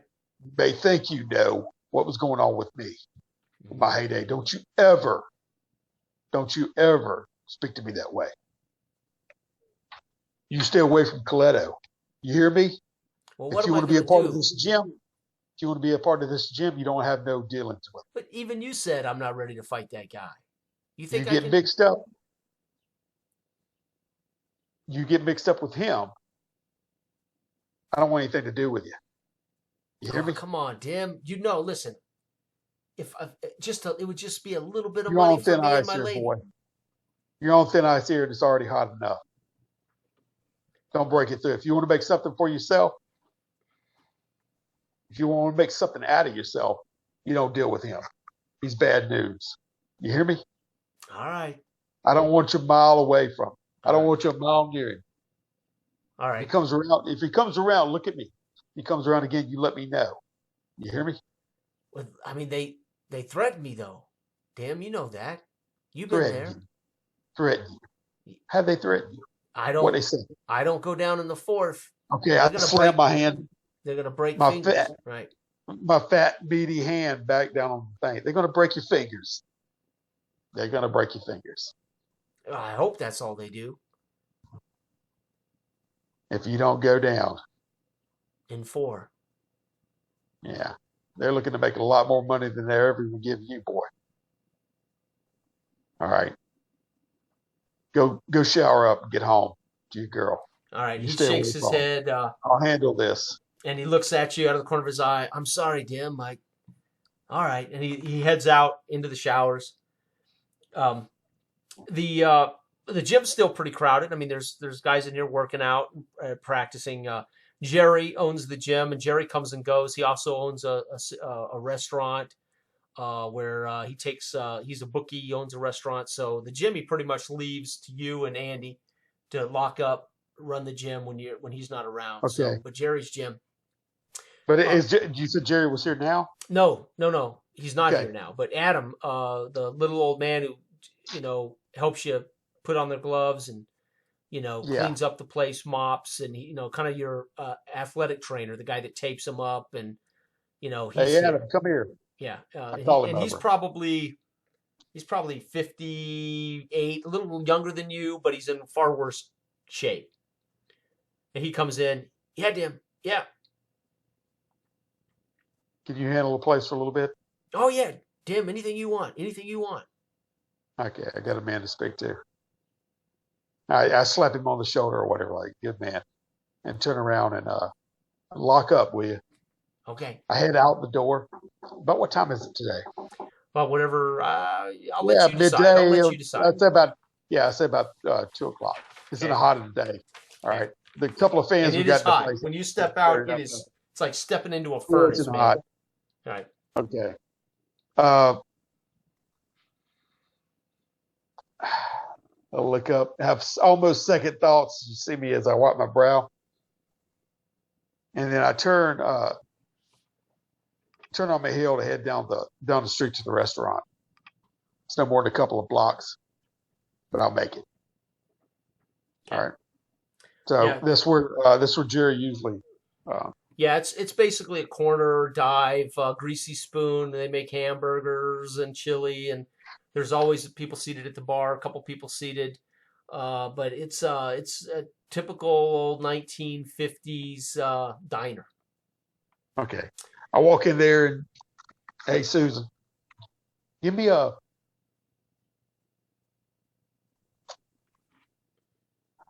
water. And I sit down at the bar. Okay. Jerry in. I Yeah, the plane. See if he is. yeah, he's in the back. He's got visitors. She's chewing gum. She stops long enough, taking somebody's order to come by and pour you some water and a coffee, right?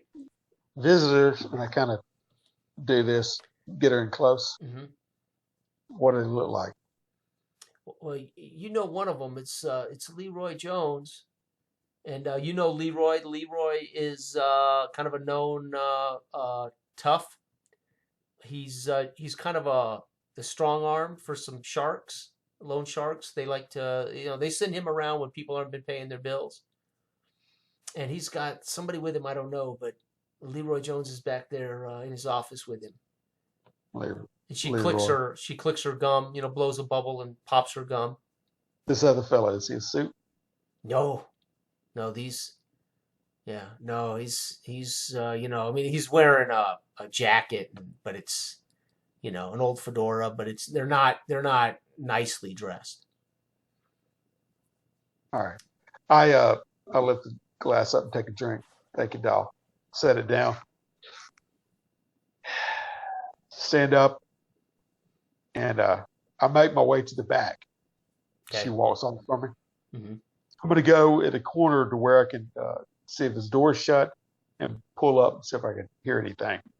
Yeah. So as you step, past the kitchen into the hall, go back to his office, the back door, the storage and freezer area, You can see at the far end of the hall is a gentleman you don't recognize. He's standing outside the office, looking right at you as you kind of step into the hall.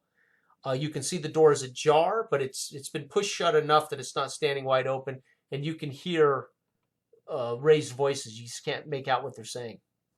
Okay. The And you're guy staring outside. right down the hall at this guy that you don't obviously recognize. Oh, the one I don't. Right. Okay. This isn't You- Leroy you think- Jones, but you can hear voices in the office. Okay. And it's raised voices in the office, right? Yeah. The door is ajar, but it's not completely shut, but it's not wide open. It's ajar. So you can even see maybe somebody moving around a little bit. I do a little head jack toward him, and I just keep walking down there. Is he making any move? Yeah, he kind of steps up as you start to like head down the hall toward the office. He like takes 2 steps out right in the middle of the hall, standing like you ain't going past me. You're not going to the office right now. And at that same time, you hear sirens outside roaring. Lots of sirens, like police cars, fire truck, something. Something's going down outside. Not far. Pretty Okay. loud. I needed to speak to Jerry. There's something going on outside. Jerry's busy with Leroy. Yeah, you come back now. This guy's probably 25 years old, about your height, maybe as muscular as you, but he's a young tough. Yeah. Okay. At this point in time, I'm going to head and I do have the skill of boxing. So I'm going to go just, I'm going to uppercut his ass. Okay. Make Yeah, a roll right- here. With the right sirens there. going, I mean, I mean, he's cocksure. He's talking Yep. to an old dude, but he doesn't realize Yeah. what's. And there's obviously- obviously both of you are a little surprised to hear all these sirens outside. Something's going on in the block. So go ahead and make a roll. This is going to be an easy roll for you. Dang, but I just rolled a 12. And my Okay. action is 2, so 14. Okay, so let's take a look at the rules for this particular version of our game. Right. So again, in this particular set, you don't have health points. Oh God, where is my? There it is. You don't have health points. So they are. Let's see here. He is a muscle. So yeah. So his DV was easy. All right. I'm double checking. Right. So we just need to make. He does not get to make what's called a guts check, as he's not a character, which means he automatically takes the next level of damage. Whoops. And for him, in non-lethal damage, you can make this lethal, but you can't make lethal damage non-lethal, but you can make non-lethal damage lethal. He goes up to for non-lethal, he goes up from he's in pain. So currently he's suffering. Now you rolled a 12, which is a crit. So Yeah, I not want to only break his pain, jaw. but he is now wounded. He goes up 2. All right, right? can I hit So you? Break his jaw? It knocks it might chip his teeth. He might actually spit a tooth out. Yeah.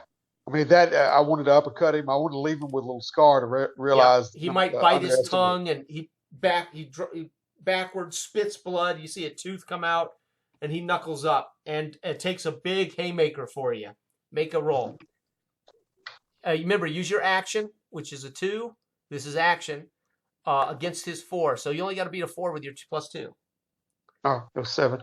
Okay, so just you can describe how you duck it or block it or whatever. Yeah. Right. Oh, I mean, I slip in again and do another uppercut. Yeah, and that would I'm going back in like that. Yeah, and again, you don't have to make another roll because ultimately he swung on you. You successfully. So that puts him up to injured. So he now is injured. Now at this point, it's going to take the fight out of him. So maybe you would have to describe how you injure him.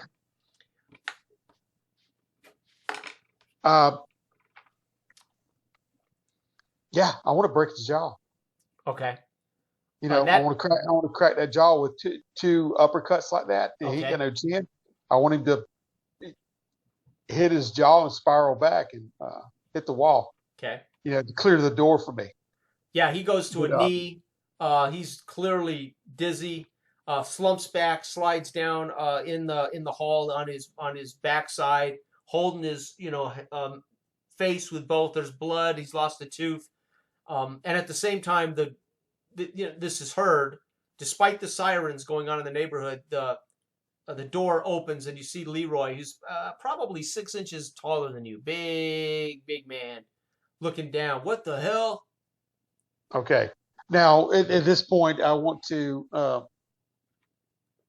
after I knocked him out, I would get down on one knee to fish out any kind of weapon he had. That's what I'm trying to do. Okay? Yep. If I can pull out a pistol at that time. Let's make a mojo check, see if he's carrying anything. All right. So if you can succeed at this mojo check, it's whatever you want it to be. If you fail, he's going to be... Oh, yeah. So what is it you pull from this kid? Just the typical heater. It's, probably a revolver, this thing. Okay. So you find that, pull that out of his drawers. Maybe it's got it stuffed in the front.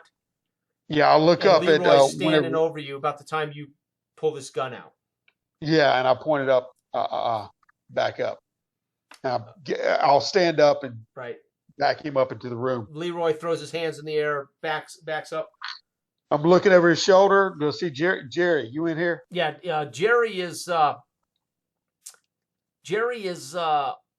nursing. It's like he's got his hanky out and he's wrapping his last two digits. Clearly, Leroy broke his last two. Right, Leroy, take a seat. Yeah. So Jerry's sweating. He's whimpering a little bit as he's trying to tie his hanky around these broken fingers. He's sitting there. He looks up. Damn, what are you doing here? And Leroy says, "Look, old man, you don't know what you're doing." I said, "Shut the hell up, Leroy. Take a seat." Yeah. So he backs up. He looks around for a chair and plops down in his chair. Keeps his hands up. Dim. Coletta sent you here.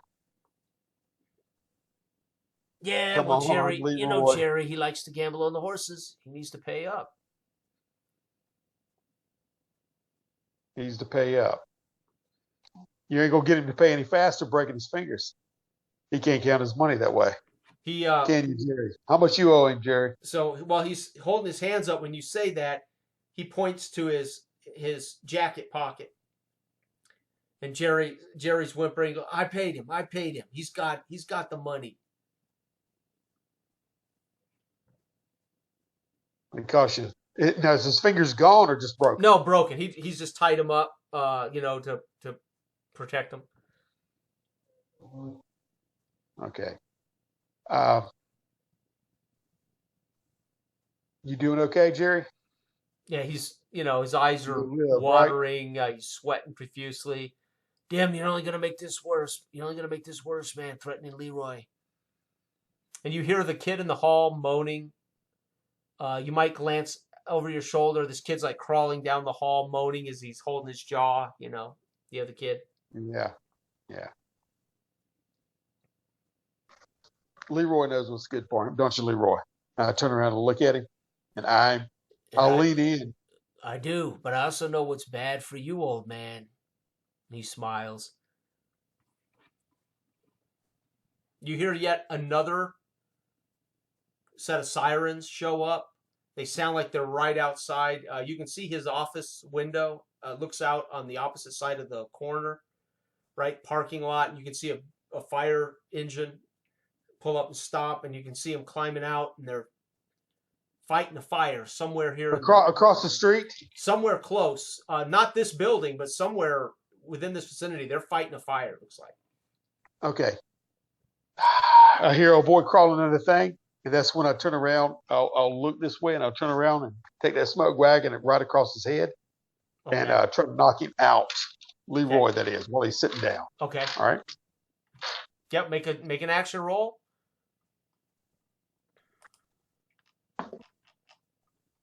Okay, that is 5 total.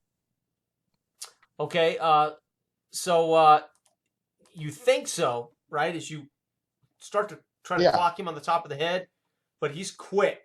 This big man is quick. And again, maybe you're tired, maybe you're old, but Maybe it's hot. you Yeah. try to smack him with that, he bats that and ultimately twists your hand. So you're gonna suffer pain. So you've got your first wound. It's at this point it's just described He's as got me by the arm. pain.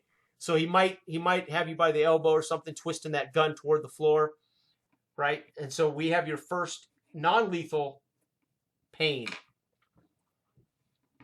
Okay. He's got me by the arm and twisting it. Mm-hmm. And it's the arm I have the gun in, obviously, right? He's trying to make sure you point that gun toward the floor, and he's maybe putting pressure on your elbow joint. Strong. This is a big, strong man, but he's still seated. He has not gotten up. He caught you trying to hit him, and it's like he's putting pressure on that elbow, pushing the gun toward the floor. Yeah. What I'll do is, whenever I'm swinging to hit him and he grabs my arm, pain, I'm going to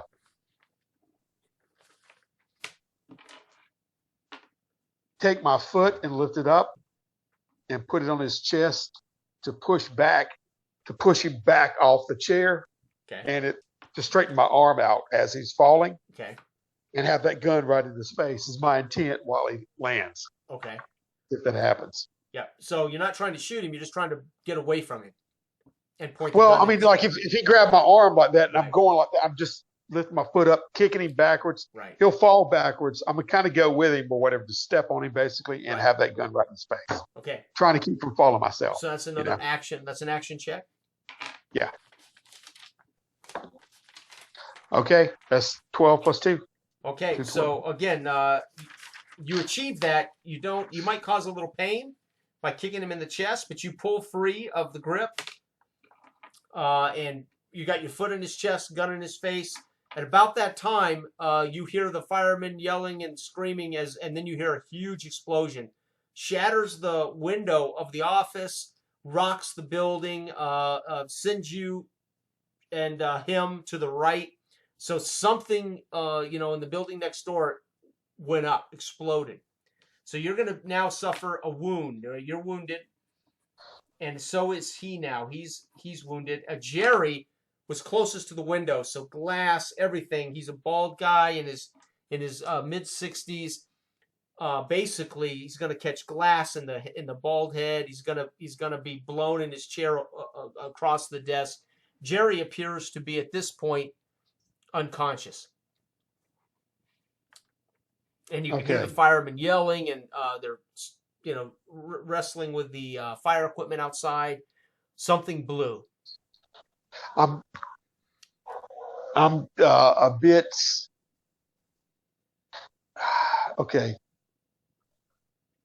shaken by this. Now, as far as my footing, how is because I got all my attention on Leroy. Right? Yeah. I mean, both of you were kind of stumbled away from the window toward the wall. Right. It would have been enough force to maybe ring your ears, glass, and stumble to the right a little bit. Okay. I want to take hold of him and take a running through that glass. What floor are we on? Oh, it's a diner, so everything's on one floor. It's just a diner. Okay, gotcha. Okay. Back office of an old diner.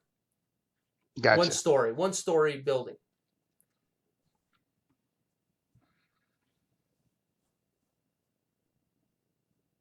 Okay.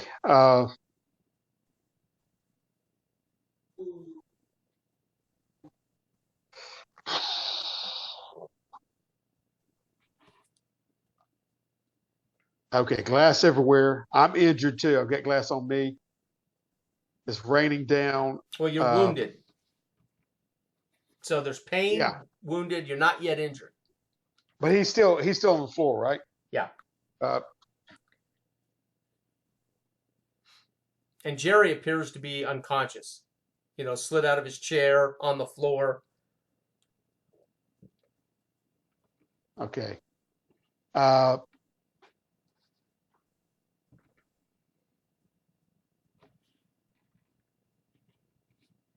going to go ahead and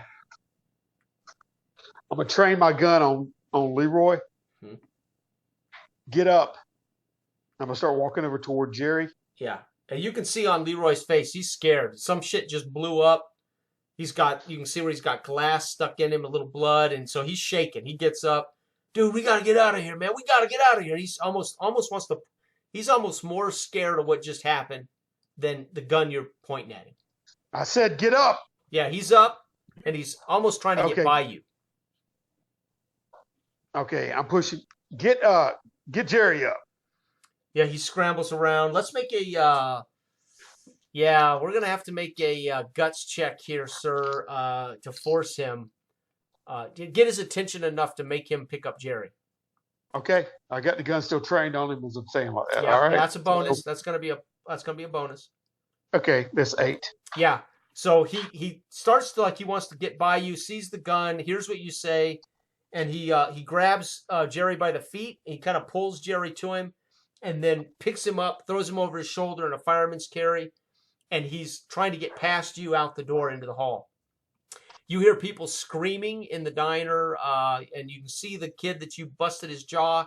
He's at the far end of the. He's like stumbling out into the diner now, holding his. It's clearly, and you can actually see flames now whisking in front of the window that blew in. I'm looking for Susan too. Now.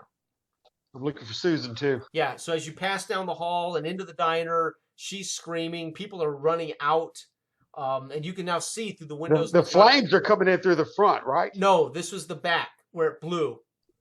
So you moved away from the flames that were spurting in the back window. So when you get out front, you can see police cars and another fire engine, and they're fighting a fire. It looks like above the diner, like the building next door, second story, something. Gotcha. Right. Gotcha. The front of the building's fine. Nothing's happened here, but it blew in. Okay, call him.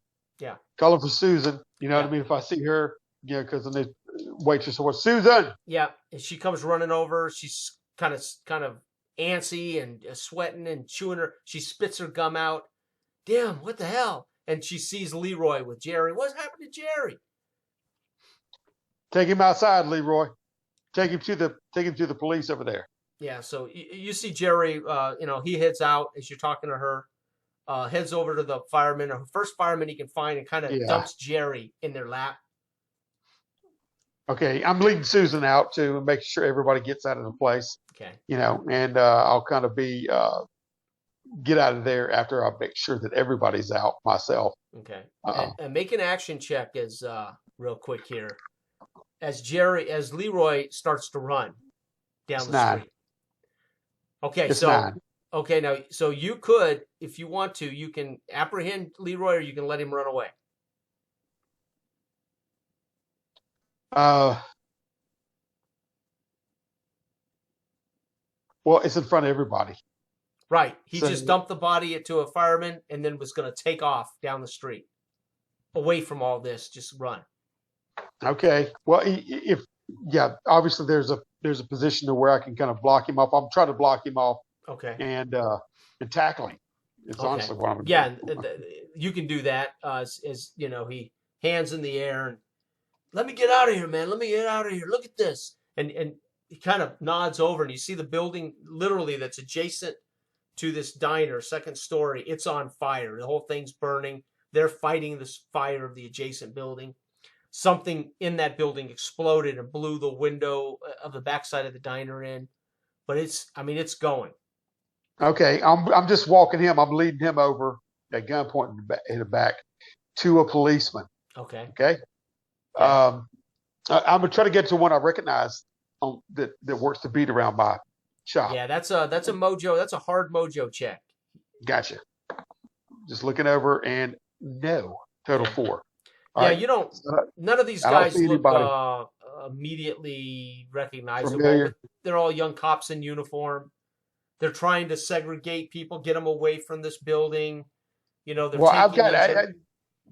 all busy. They're all busy, but the one near to where Jerry is, I'm going to lead Leroy up. I got the gun to his back. Going to be hidden a little bit to where nobody's going to be suspecting, but poking him toward the cop. Okay. Getting his attention. Yeah. Officer. Yeah, what? Get away from that fire. You guys shouldn't be there. Get over here. He's waving you toward him. We're away from it. I got everybody out of the diner, so that you know. But this boy in here, look over there. Yeah. Yeah, I pointed to Jerry laying there. Broke his fingers. I put a stop to it right before this building exploded. What the hell happened anyway? Right. He immediately looks at Leroy. Ah, Leroy, you've been strong arming again, and he turns Leroy around, Yeah. cuffs him, puts him in the back of his squad car, or his old car. He says, Yeah. Leroy, I tell you, man, it's all the time with you. He looks up. He goes, we don't know. We just got the call that the place was on fire. We don't know. Okay. Well, that man needs medical attention. I pointed to Jerry again. Yeah. And look at myself. Appears Yeah, so you do can I. see the fire guys have pulled him over. Some paramedic is treating his hand and is pulling glass, doctoring his wounds where he's got glass embedded in his face and from the explosion. Yeah, I said it appears so do I, and then I turn around and kind of just I pocket the gun. Right. Okay. But and I would have did that before it went down, but Right. slipped the gun in there and turn around on my heel. It appears so do I. And I don't wait for anybody to doctor me, but I start walking off down there to my trailer down by the pier. Okay. Okay. When I get there, I want to break open a little bit of brandy and take a sip from that. Okay. And relax, try to piece everything together. What just occurred. Listen to the news. Okay. So as you plop down, have a beer, your trailer's in good shape. Again, you live in a trailer down by the pier, but the trailer's a fairly new trailer. You make okay money, enough to have a nice trailer. I don't spend a lot on my right. My Who thing. knows what you may maybe you give a lot of your money to your 34-year-old daughter. I got it buried. I got it buried. I haven't talked to her in a good while, but I got it buried in the sock drawer. And as you relax, drink away your heat. And there's a couple of news reports later. They come on as you're, lounging in your trailer, and you hear news reports about these more UFO sightings. And then you hear news reports about the fire just a few blocks from you in a building that exploded. And they give a description of a suspect, and they describe him. Be on the lookout for the suspect, and they describe perfectly you. Okay, I shake my head and look at the beer I'm drinking and set it down. What the hell? And I walk over to the window and look out. Right. Just from a little paranoia. Maybe there's maybe there's police outside. No, it doesn't appear as if anybody's, looking for they you. know where they know where they are. You just heard this report on the radio that they're looking for somebody who looks they described you, basically. I know, but I know Joe. He works the beat. You know what I mean? So now I'm a paranoid. He knows where I live. Hell. Right. He's. Oh, geez. So now I'm paranoid. And I got my money in a sock underneath my mattress. Yeah. Underneath my mattress. So, what the hell is this? That bastard's really trying hard to get me out of these. Get me out of the business. Right. How the hell can you? I don't know. I don't know how he could have worked that fast. I'm really paranoid now. So I get my money out from underneath my mattress and stow it away, and it looks like I need to take myself a little vacation. Is what I need to do. Okay. Because this is make myself scarce until this dies down. So you're packing up, grabbing your money. You don't have any transportation. Your choice for your character. Oh my God. The choice for your character is walks or takes the public transit. That's your option as part of your character. Now that doesn't mean you're stuck with that, of course. You can obviously steal cars, buy car, whatever. But I want to take if I live by the pier, I'm gonna look for somebody to I got to know some people around here with a boat. Okay. And I want to go across to the other area And So let's make one mojo check at 7. all right, This will determine a couple of things. that's 11. Okay, Total. so yeah, you know of a friend here that has a trailer. There's a lot of trailers down here at this old Yeah. parking. It's like an old open beach by the pier. The pier is not very. It's not an industrial pier. It's probably not been used. You know, it's not where they're loading and unloading big ships. But you know somebody with a boat. But at the same time, you also are seeing. You know, at this point, maybe as you're headed down toward that individual who has the boat, you're seeing squad cars. You know, coming toward your neighborhood, a squad car. Okay, I'm gonna try to make myself scarce, and maybe even go through alleys. But I'm trying to get to my friend. He has a little boat. Try to get me across the pier. I'm trying to get over to. So tell me who this friend is. Oh my God! I'm trying to. Okay, this friend is. This friend is Sam. Sam. And I haven't spoken to him in a long time, but we used to go out and fish a little bit and drink beer and whatnot. And some lazy afternoons, but it's been a while. But I'm hoping he's there. Yep. I hope he can ferry me across the bay. I'm thinking right now. I'm thinking about anybody, but the only person comes to mind is Angie, and she hadn't spoken to me. She doesn't like me much at all. Right. Nowadays. As you approach Sam's boat, you see two guys basically pushing him onto his little boat, his little cruiser, and they both have pistols, and they've got him. They're pushing him down. It looks like they're telling him to get this boat going. And there's two guys, and they're dressed in some kind of foreign-looking clothes, but they are holding some kind of handheld device on this guy, Sam, and they look like they're trying. Well, thankfully, I'm still. I mean, after all this went down, and I'm all points bulletin out for me. That the gun I lifted, whatever is going to come in handy, right? Especially with the money I'm carrying on me. So I see this. I'm going to get over there as fast as possible. I don't know what the hell's going on. Right. I'm going to pull out and try to pull a weapon on them to counteract what they're doing. Okay. Right? Yep. Without even thinking about it, I'm going after my pistol and just like, hey, you! Getting their attention. Yeah, that's easy enough. They look up, and at this point, now you realize they're not quite humanoid, right? They're in some kind of uniform you don't recognize. They've got a slightly different shaped skull. Their eyes are large but narrow, and they're holding some kind of best. But I've already got my gun pulled out and drawn and on the scene. And hey, you! And when they turn around and look at me, I'm like, let him go. You hear them speak to each other in a foreign, some kind of foreign beeps and squeaks, and one of them slowly, almost like the heat of the day. We see the heat rays that rise off you see him kind of phase in and out, and then suddenly he looks like Sam.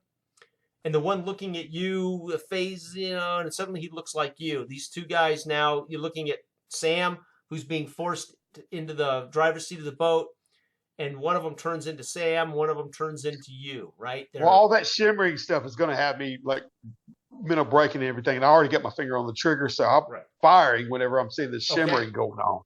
Okay, make a roll, make an action roll. Against 7. I'll just tell you the number.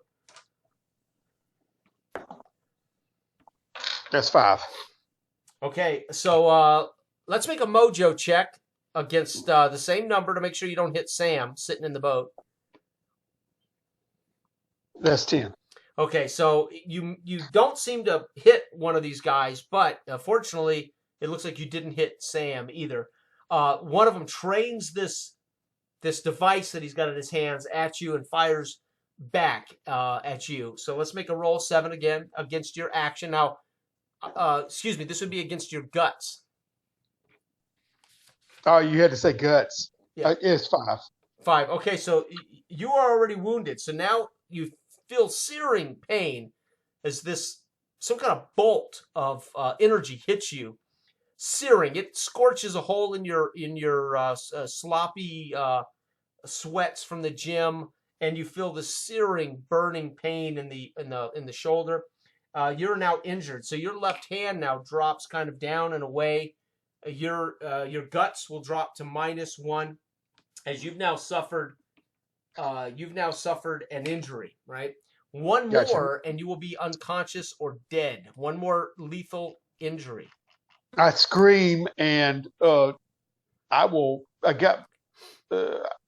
a southpaw. Okay. Right. So my gun drops out of my left hand as I hold my shoulder and I drop down on my knees. I'm screaming. Okay. And I'm trying to look at them shimmering as my eyes are watered up.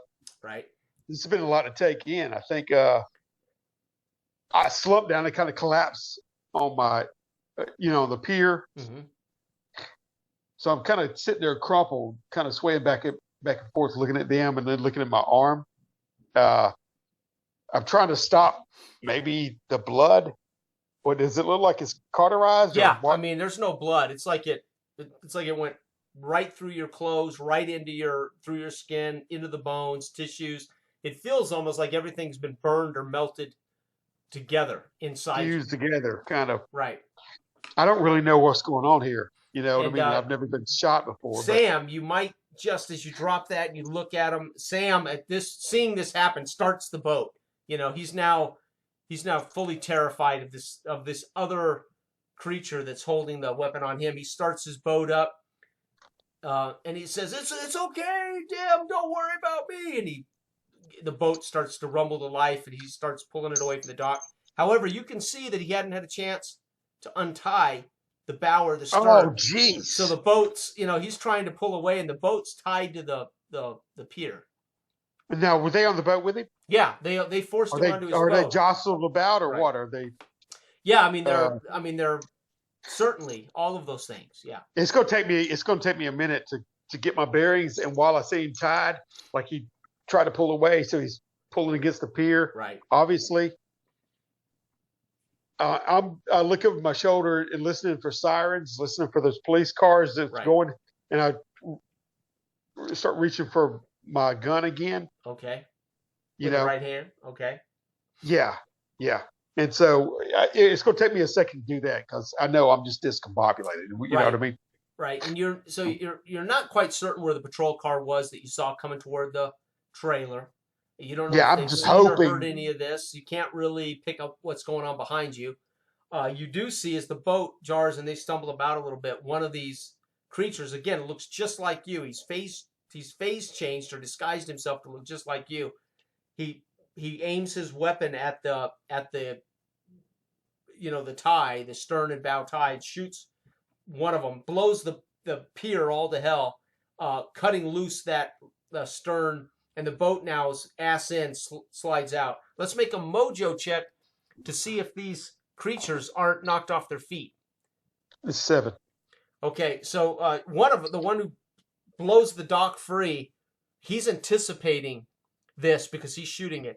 So he stays on his feet, but the other one stumbles left and out of the boat. The one that looks like Sam out of the boat. Sam's now driving the boat, but the bow of the boat is still affixed, and eventually he'll pull loose as he puts it into reverse.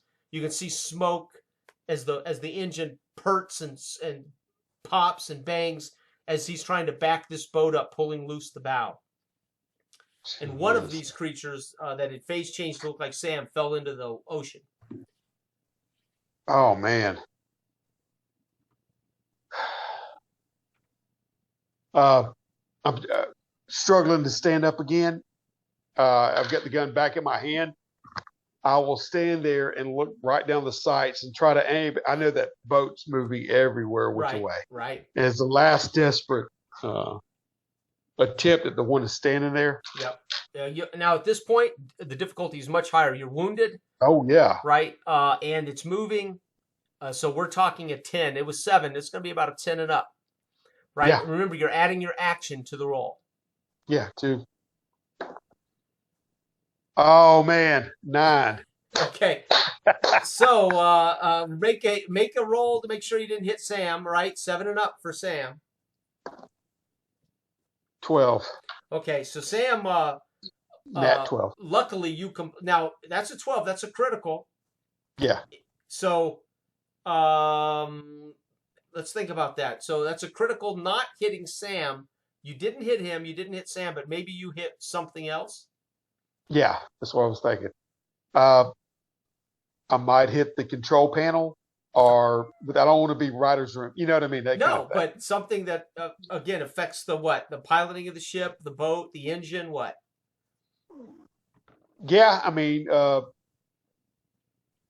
if I'm trying to aim toward the guy and he's at the bow, he's at the end at the stern of the boat, right? He's with Sam. He's the one that forced Sam into the seat to drive the boat. Okay. So he's right by the control panel, the steering mechanism. He's standing over. Oh no, he fell out. Excuse me. You're right. The one at the stern of the boat. The one at the stern of the boat's the only one left in the boat. You're right. I forgot. Right. Okay. Yeah. If I was aiming toward him, the most logical place would be to hit the engine. Yeah. Or so. Bingo. That's what we're talking The about. gas line on the engine. Yeah. Okay. So let's make. That's pretty serious. Let's make a. Yeah, we're gonna have to make another mojo check to see if you blow this engine up, right? Okay, that's 10 with 2 is 12. Okay, so it hits, and you see the spark of it as it starts to burn, sputter, and then of course catch fire. Okay. It's smoking like hell now. Yeah, the smoke's going to be obscuring everything, and the boat's just like that. I want to get down, work my way closer if I can, always looking over my shoulder. Okay. Hopefully the sound is attracting some police or something like that, or anybody that may be out there. I'm shouting, we need help here. We need help here. Okay, you hear behind you somebody call out, hands in the air. You can hear them behind you like they're coming towards you, but they're still distant. Hands in the air. As you're moving toward the direction you're going, you also see the creature that fell out of the boat is climbing onto the pier, and his phasing in and out. He looks like Sam, then he looks like his alien self. I immediately dropped. Looks like Sam, and now he's up. Oh, he doesn't have anything in his hands. He dropped his weapon into the ocean. Oh, but me, whenever they're telling me that, right. You know what I mean?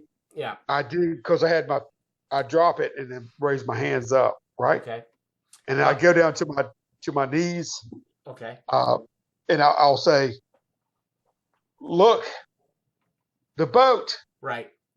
They've taken Sam hostage. Yep.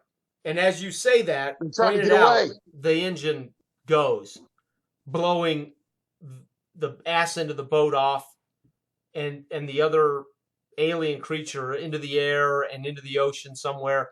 Sam, of course, forward as the boat now is burning on the ass end. The other alien creature now standing wet on the dock, completely now his normal, alien features. His whatever device he was using to look like Sam is malfunctioning. As you feel somebody immediately hit you in the back, put you face down, wrench your left injured shoulder as they handcuff you. Right. I scream and I'm trying to say, look at that horror on the pier. And somebody steps, and my eyes are just wide and looking directly at it. On your right, of course, when that blows, one police officer pushes you down, is cuffing you. The other one steps over you, and he's talking to this creature that standing there. You couldn't quite tell how big these creatures were until the cop gets closer, and you realize this guy's like 7 feet tall. Harder to tell originally, but now that you're starting to get perspective as this cop approaches this creature, and he's barking and yelling. The creature, of course, can't understand him. As he stands on the pier, they kind of face off on the pier while you're being cuffed by some cop on the left side. And I'm just pleading with them as they're cuffing me, like, and they can obviously see the damage or whatever. Like, my arm, the thing shot me. Check, make sure Sam, he's on the boat. The boat's on fire. Right. Look at that creature, the horror.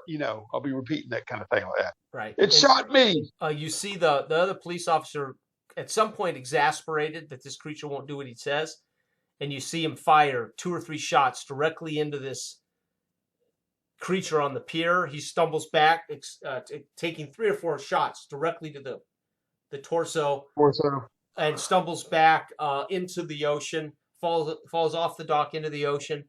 Then he looks around. Sam is crawling on the bow and onto the wharf to get away from the boat that's burning, and stands up. The cop pulls him over, and the cop with Sam come toward you as the other cop's picking you up, getting you on your feet, and we'll fade to black right there. Jeez, wow. Now, you know what's cool about that? So, of course, major dilemmas, there's UFOs have been seen, right? That's our major dilemma. Heat wave. Inciting incident, mob was harassing your boxer, right? That's how we start. The first one I rolled was witness a crime, right? And I said, well, I don't know where I'm going to introduce witness a crime. Then the second one I rolled was fire, right? That was when you were in the office. I rolled fire. So I said, okay, there's a fire here, right? So it blows in. And the crime is, basically, when you went to see Jerry, the crime was they were extorting Jerry for gambling debts. That was the crime you witnessed. So I had witnessed crime. That was when you went to the diner to talk to Jerry. You witnessed that crime. The fire then started during that scene, and that blew the windows in. And then I rolled, and then you said you were going home. My next roll was accused of a crime, right? So basically, I said, this is perfect. It's like somebody's accusing you of starting the fire, basically, right? Yeah. Right? It's like, the last one I rolled was hostage situation. And I said, well, that'll be Sam. You invented Sam. You're going to go to the boat to get Sam. So who took Sam hostage? The aliens that crashed their ship into the building that caught fire. Damn. I'm literally going, okay, so who would have taken hostage? Oh, they're aliens that crashed their ship into the fire or the building that you have been accused of starting, right? Because I know, right? That's what I'm saying. It all works out because these just like aliens can look like you or can look like Sam, or so I was just trying to make sense of everything I rolled, right? That's what I'm saying. When you're sitting there as a presenter, things just present themselves. Ironically enough, so we had 1, 2, 3, 4. We had 4 seeds in 45 minutes. Yeah. And I had to make sense of all of them on the fly. And it doesn't matter if we learn why you were accused of the crime. You may never learn why you were accused of it. I know. From my perspective, the whole thing about UFOs was nothing but the media, probably from the Orson Welles spinoff. And I'm going like, it irritated me as a boxer promoter because it's taken away real estate, like page real estate about my boxing matches. It's hitting my purse. You know what I mean? It's sensationalism. It's bull crap. So I'm irritated with that. And I'm irritated with old boy because I'm 61 years in the game. You know what I mean? And some young people was trying to come around and take more money out of my pocket. This was my mindset with the whole deal, right? Right. You instigated that by saying UFOs. I'm like, that's bull crap. Yeah. He's coming in taking more money, which makes me immediately more irritated with the guys. Right. Trying to step in on my cut. You know what I mean? Because I know the game. Yeah. I'm irritated at the boy for buying into it all. And he's like, my girl. And I'm like, they're a dime a dozen. No pun on the dimes, you know? And then, so this is really the mindset that I've gotten into playing that character. Yep. It feeds. That's in what I'm saying. In a very short time. Yeah, but that's what I'm saying. We feed off of each other. So I'm sitting there going like, and I'm telling you, right when he says, okay, me, and that was the first thing that happened. Wait a minute, they're trying to pin this thing on me? Oh boy, he really must want me, you know, I'm already thorn in his side. Yeah. He wants me out of the picture so he can take my boy. Mm-hmm. So it's central to my character what his motivations are. So that's my point. So we don't know the truth, but Tommy Condolato could have started the fire and blamed you. But they got me over. That's what I was thinking. Leroy in the back of the car could have said that dude just blew up, the office, and that's the guy you want. However, I just happen to think, dude, I've got to deal with this hostage situation. Who would these people be? Oh, they're aliens who just crashed a UFO into the, But see, that's perfect for me because I'm playing my character, and my motivation as my character is immediate, and I have to resolve it because I'm sitting there like, I'm in bewilderment. How are they trying to pin this on me? Yeah. They've already Right. it might be dirty cops. They're trying Yep. to pin it on me. It looks just like me. Yep. They've given some is the boy that was Right. you know what happened. Yep. I'm already at home. I'm like, take my and money. meanwhile, I, as the naive presenter, are trying to make sense. Right. I'm just like, look, I even talked to my daughter-in-law this time, but maybe I can hide her out if I can convince her to do this. You know what I mean? Yeah. Because I've already stated you were already that planning I'm drinking. how you're going to survive and escape. Yeah, you were already moving live into the next frame of mind. How do I get out? Yeah, maybe I can get that freaking Sam, and he can take me across the freaking the bay to get to the old girl's house to try to hide out because obviously he's got me over a barrel. They've already pinned me for this, and it doesn't matter. Thinking, screw Jerry. And this is what I mean by being naive. It doesn't matter what actually started the fire. Yeah. All that matters is now, if we play session 2, your character is going to be questioned by the police. They're going to discover that it wasn't you to set the fire. You may learn that. You may still think Tommy Condolato started it and pinned it on you. Yeah. Right? And your character is going to pursue whatever avenue of resolution. Meanwhile, I've just had a close encounter, and I can't even freaking rectify what it is. You know, that horror on the beach. I mean, on the pier. Shoot it. It's not me. We're dealing with something totally different. Look at my freaking arm, you know? Right. Yeah. So this definitely a weird. And we did that, what, an hour? Was that an hour? 45 minutes? That was fun. Yeah, I don't think it was an hour, man. Yeah, I know. Yeah. You could do this without having like 85 minutes of, you know, excessive mechanical. And now we know who your character is. I mean, again, what's cool about this particular version, we're not going to call it Hard Boiled. That was what I was calling it. But I think there's another game out there called Hard Boiled. So I don't know what we'll call this version, but slightly different attributes and how they're used. We now allow players to pick from a certain categories of. They get to pick 3 categories out of these 5 of something they have, and so you actually had the things you had was boxing. Let's see here, trailer and a 34-year-old daughter. Those were your 3 things you had. The other things were what you get if you don't pick something: public transportation, sloppy clothes, because your character didn't choose one of those 3 things. But you had to contact your daughter, you had the skill of boxing, and you had the trailer as your home, your residence, right? Which is required to heal and to rest and to hide out. So there's a reason in the rules why you would choose a house over. Oh, dude, but it's so beautiful because I said, the freaking cop, he knows me. He's been around here earlier because I looked for him, and all of a sudden you're like, they got an APB out on me, and I'm like, oh my God, oh boy knows where I live. But maybe I can at least tell him I didn't do squat. But then again, but look how fast your character's grounded in the world by the character generation. Yeah. Right, you would pick your points and put them in your thing. So you get to pick 3 pieces of these 5, and your character's instantly grounded based on the 3 things you would want, and then quickly do a background write-up. Your character's instantly grounded in the fiction. I know what your character's got a little bit, what your character's about. I've got the session set up with the dilemma, the inciting incident, the setup, the random C chart, and dude, we're going, man. And then, of course, it just builds momentum. I mean, the next session, maybe you're just coming out of the police as they've questioned you and they've doctored you and they've let you go. Exactly. You can start with us just you're back at your trailer going, what the fuck happened, right? Or session 2 can be, or you can be grilled by the cops, however I set the setting and the inciting incident of session 2. Right? Yeah, it's easy as that. Like I said, you're not carrying all that mechanical weight on you. This hampering play. I mean, unnecessarily so, because a lot of this stuff is so intuitive. We don't have to quantify it with mechanics. That's right. Let's just roll. Yeah. No pun intended. Yeah. And of course, we only have 4 attributes, so you're going to use them a lot. You're going to use mojo a lot, action a lot, guts and wits. It's just what you lean on. You know what I mean?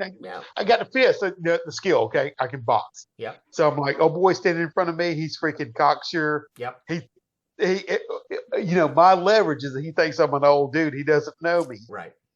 So he's going to be a little bit surprised whenever I uppercut him. Right. You know, and then try to do that. So that's my thinking, which seems logical. Like I said, you want to play that character earnestly as to what the situation is, and whatever. I'm facing a young dude. He's cocksure. I'll give him an uppercut. You know, I don't like his mouth. He's standing in front of me. I'm trying to get the Jerry. I already know freaking Leroy. The real problem is in there. Right. The only thing we did wrong So when NPCs get attacked and you succeed, they automatically suffer the next thing, right? Yeah. They don't, but you're supposed to get a guts check to avoid the damage, and I forgot to do that. When you took damage, you took damage. You should have had a guts check. So, for instance, when the guy grabs your arm, there should have been a guts check for you to avoid that pain. When the thing blew up, there should have been a guts check for you to avoid the next step up to wounded or crippled. And then when you were shot on the pier, there should have been a guts check to keep that at wounded. So they don't attack you. You use guts to avoid the injury, the further injury, because there's only 4 steps before you're dead or unconscious. So you would always use guts to try to avoid that next wound up. Or if it's a boxer, I could call it chin, basically. Whatever, right. Doesn't make any difference, yeah. right. And then how you would negotiate that is, you were shot, but it didn't cripple you. If you make the guts check. If you fail the guts check, you're crippled, which means you got one more before you die, right? Gotcha. So we could even narrate that you got shot, but it didn't change your wounded condition. The next time you're shot and you make the guts check, we just narrate how you're wounded again, but you don't die. But if you fail that, your next phase would be wounded. So every time you're wounded, lethal or non-lethal, you have to make a guts check to stay where you're at, basically. Yeah, so that's offset it, basically. So that's the thing I forgot to do. I kept, when something happened. Do you think guts should be from offsetting it from a lethal to a non-lethal? Guts just saves you from the next level of wound. Gotcha. So the reason for that is if we have a non-lethal fist fight, I'm imagining a Bourne Identity fist fight with an assassin in an apartment. Yeah. Right? And we could end up with this long, unbelievable fist fight in which your character can keep just dodging the next level of injury by making a guts check. Yeah. So imagine those frenetic fights where he grabs a pencil and he drives it. He's trying to stab you in the face with a pencil, and somehow last second you take the pencil in the hand instead of the face, right? Yeah. But we're still having this fight, right? So you can have these kind of grueling counter as you keep avoiding damage. You might take damage narratively, but it won't actually progress your character to unconscious or dead. Gotcha. So that's like the a saving grace in a way. Instead of your health score where your health just goes down until you die.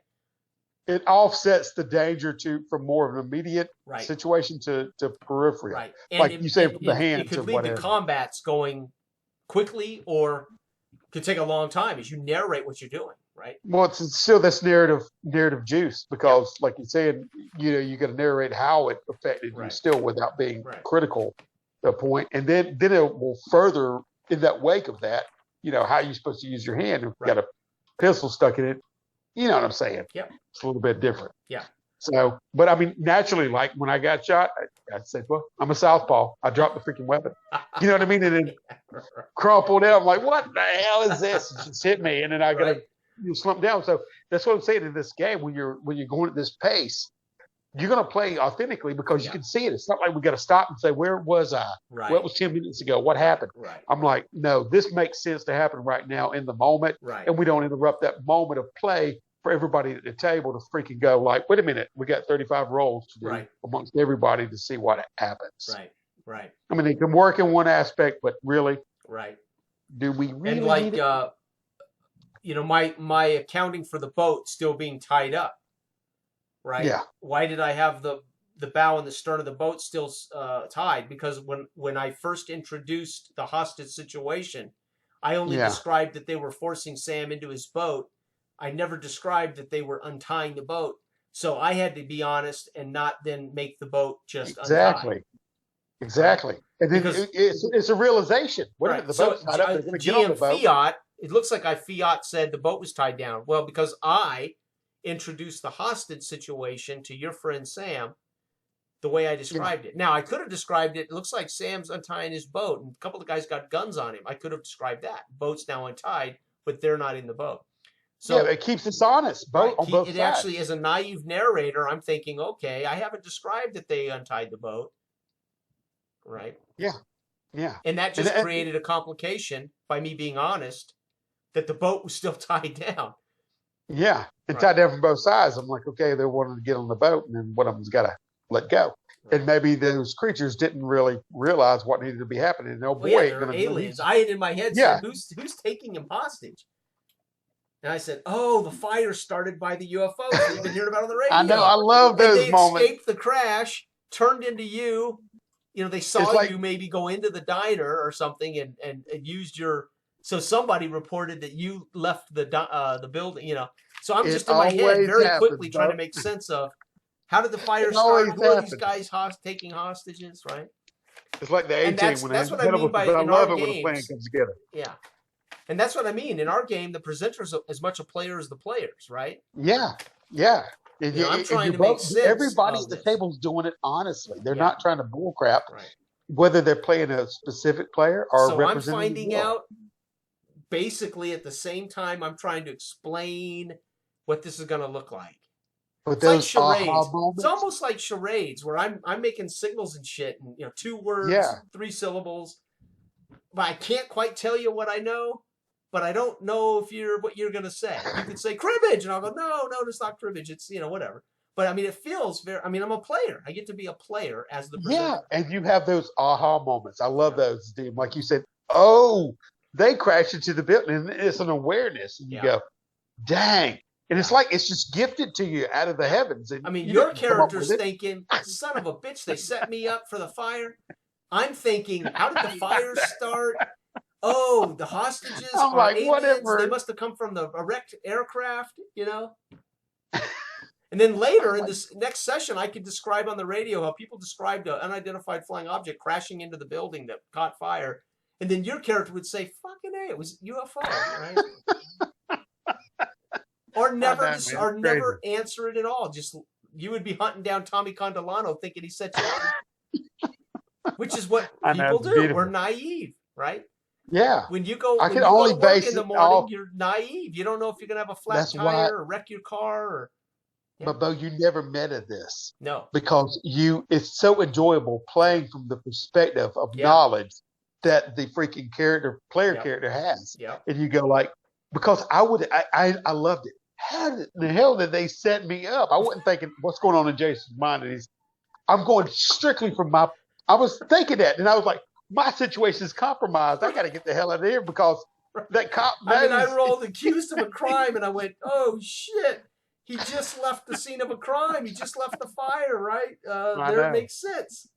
And I go home and say, like, I'm listening to the news. I'm Yeah. paranoid that these freaking cops going to show Yeah. up. What the When heck? you said you turn on the radio, I said, "Oh shit!" I know. And now I can tell him he's been accused of a crime because I thought if not, I figured the cops would show up and bang on your door in the middle of the night and rouse you and say you're under arrest for starting a fire. But see, But when both you of said us you work turned on the together. radio, I went, okay, this is my way that You're I like, can foreshadow he's in aha. trouble. Yeah, you're like, aha. Those moments when you're playing, it's like, this is just falling together. Yeah. I'm not, it's like we're witnessing it and just Yeah. watching something naturally, organically Yeah. evolve. When you And gave you me feel like radio, your hands are off the wheel. So I you're was like, able to warn you, right? Yeah. but you feel like your hands are off the wheel. Yeah. And I mean, you're you're like on a asking roller coaster. presenters and players to play very honestly too. Yeah.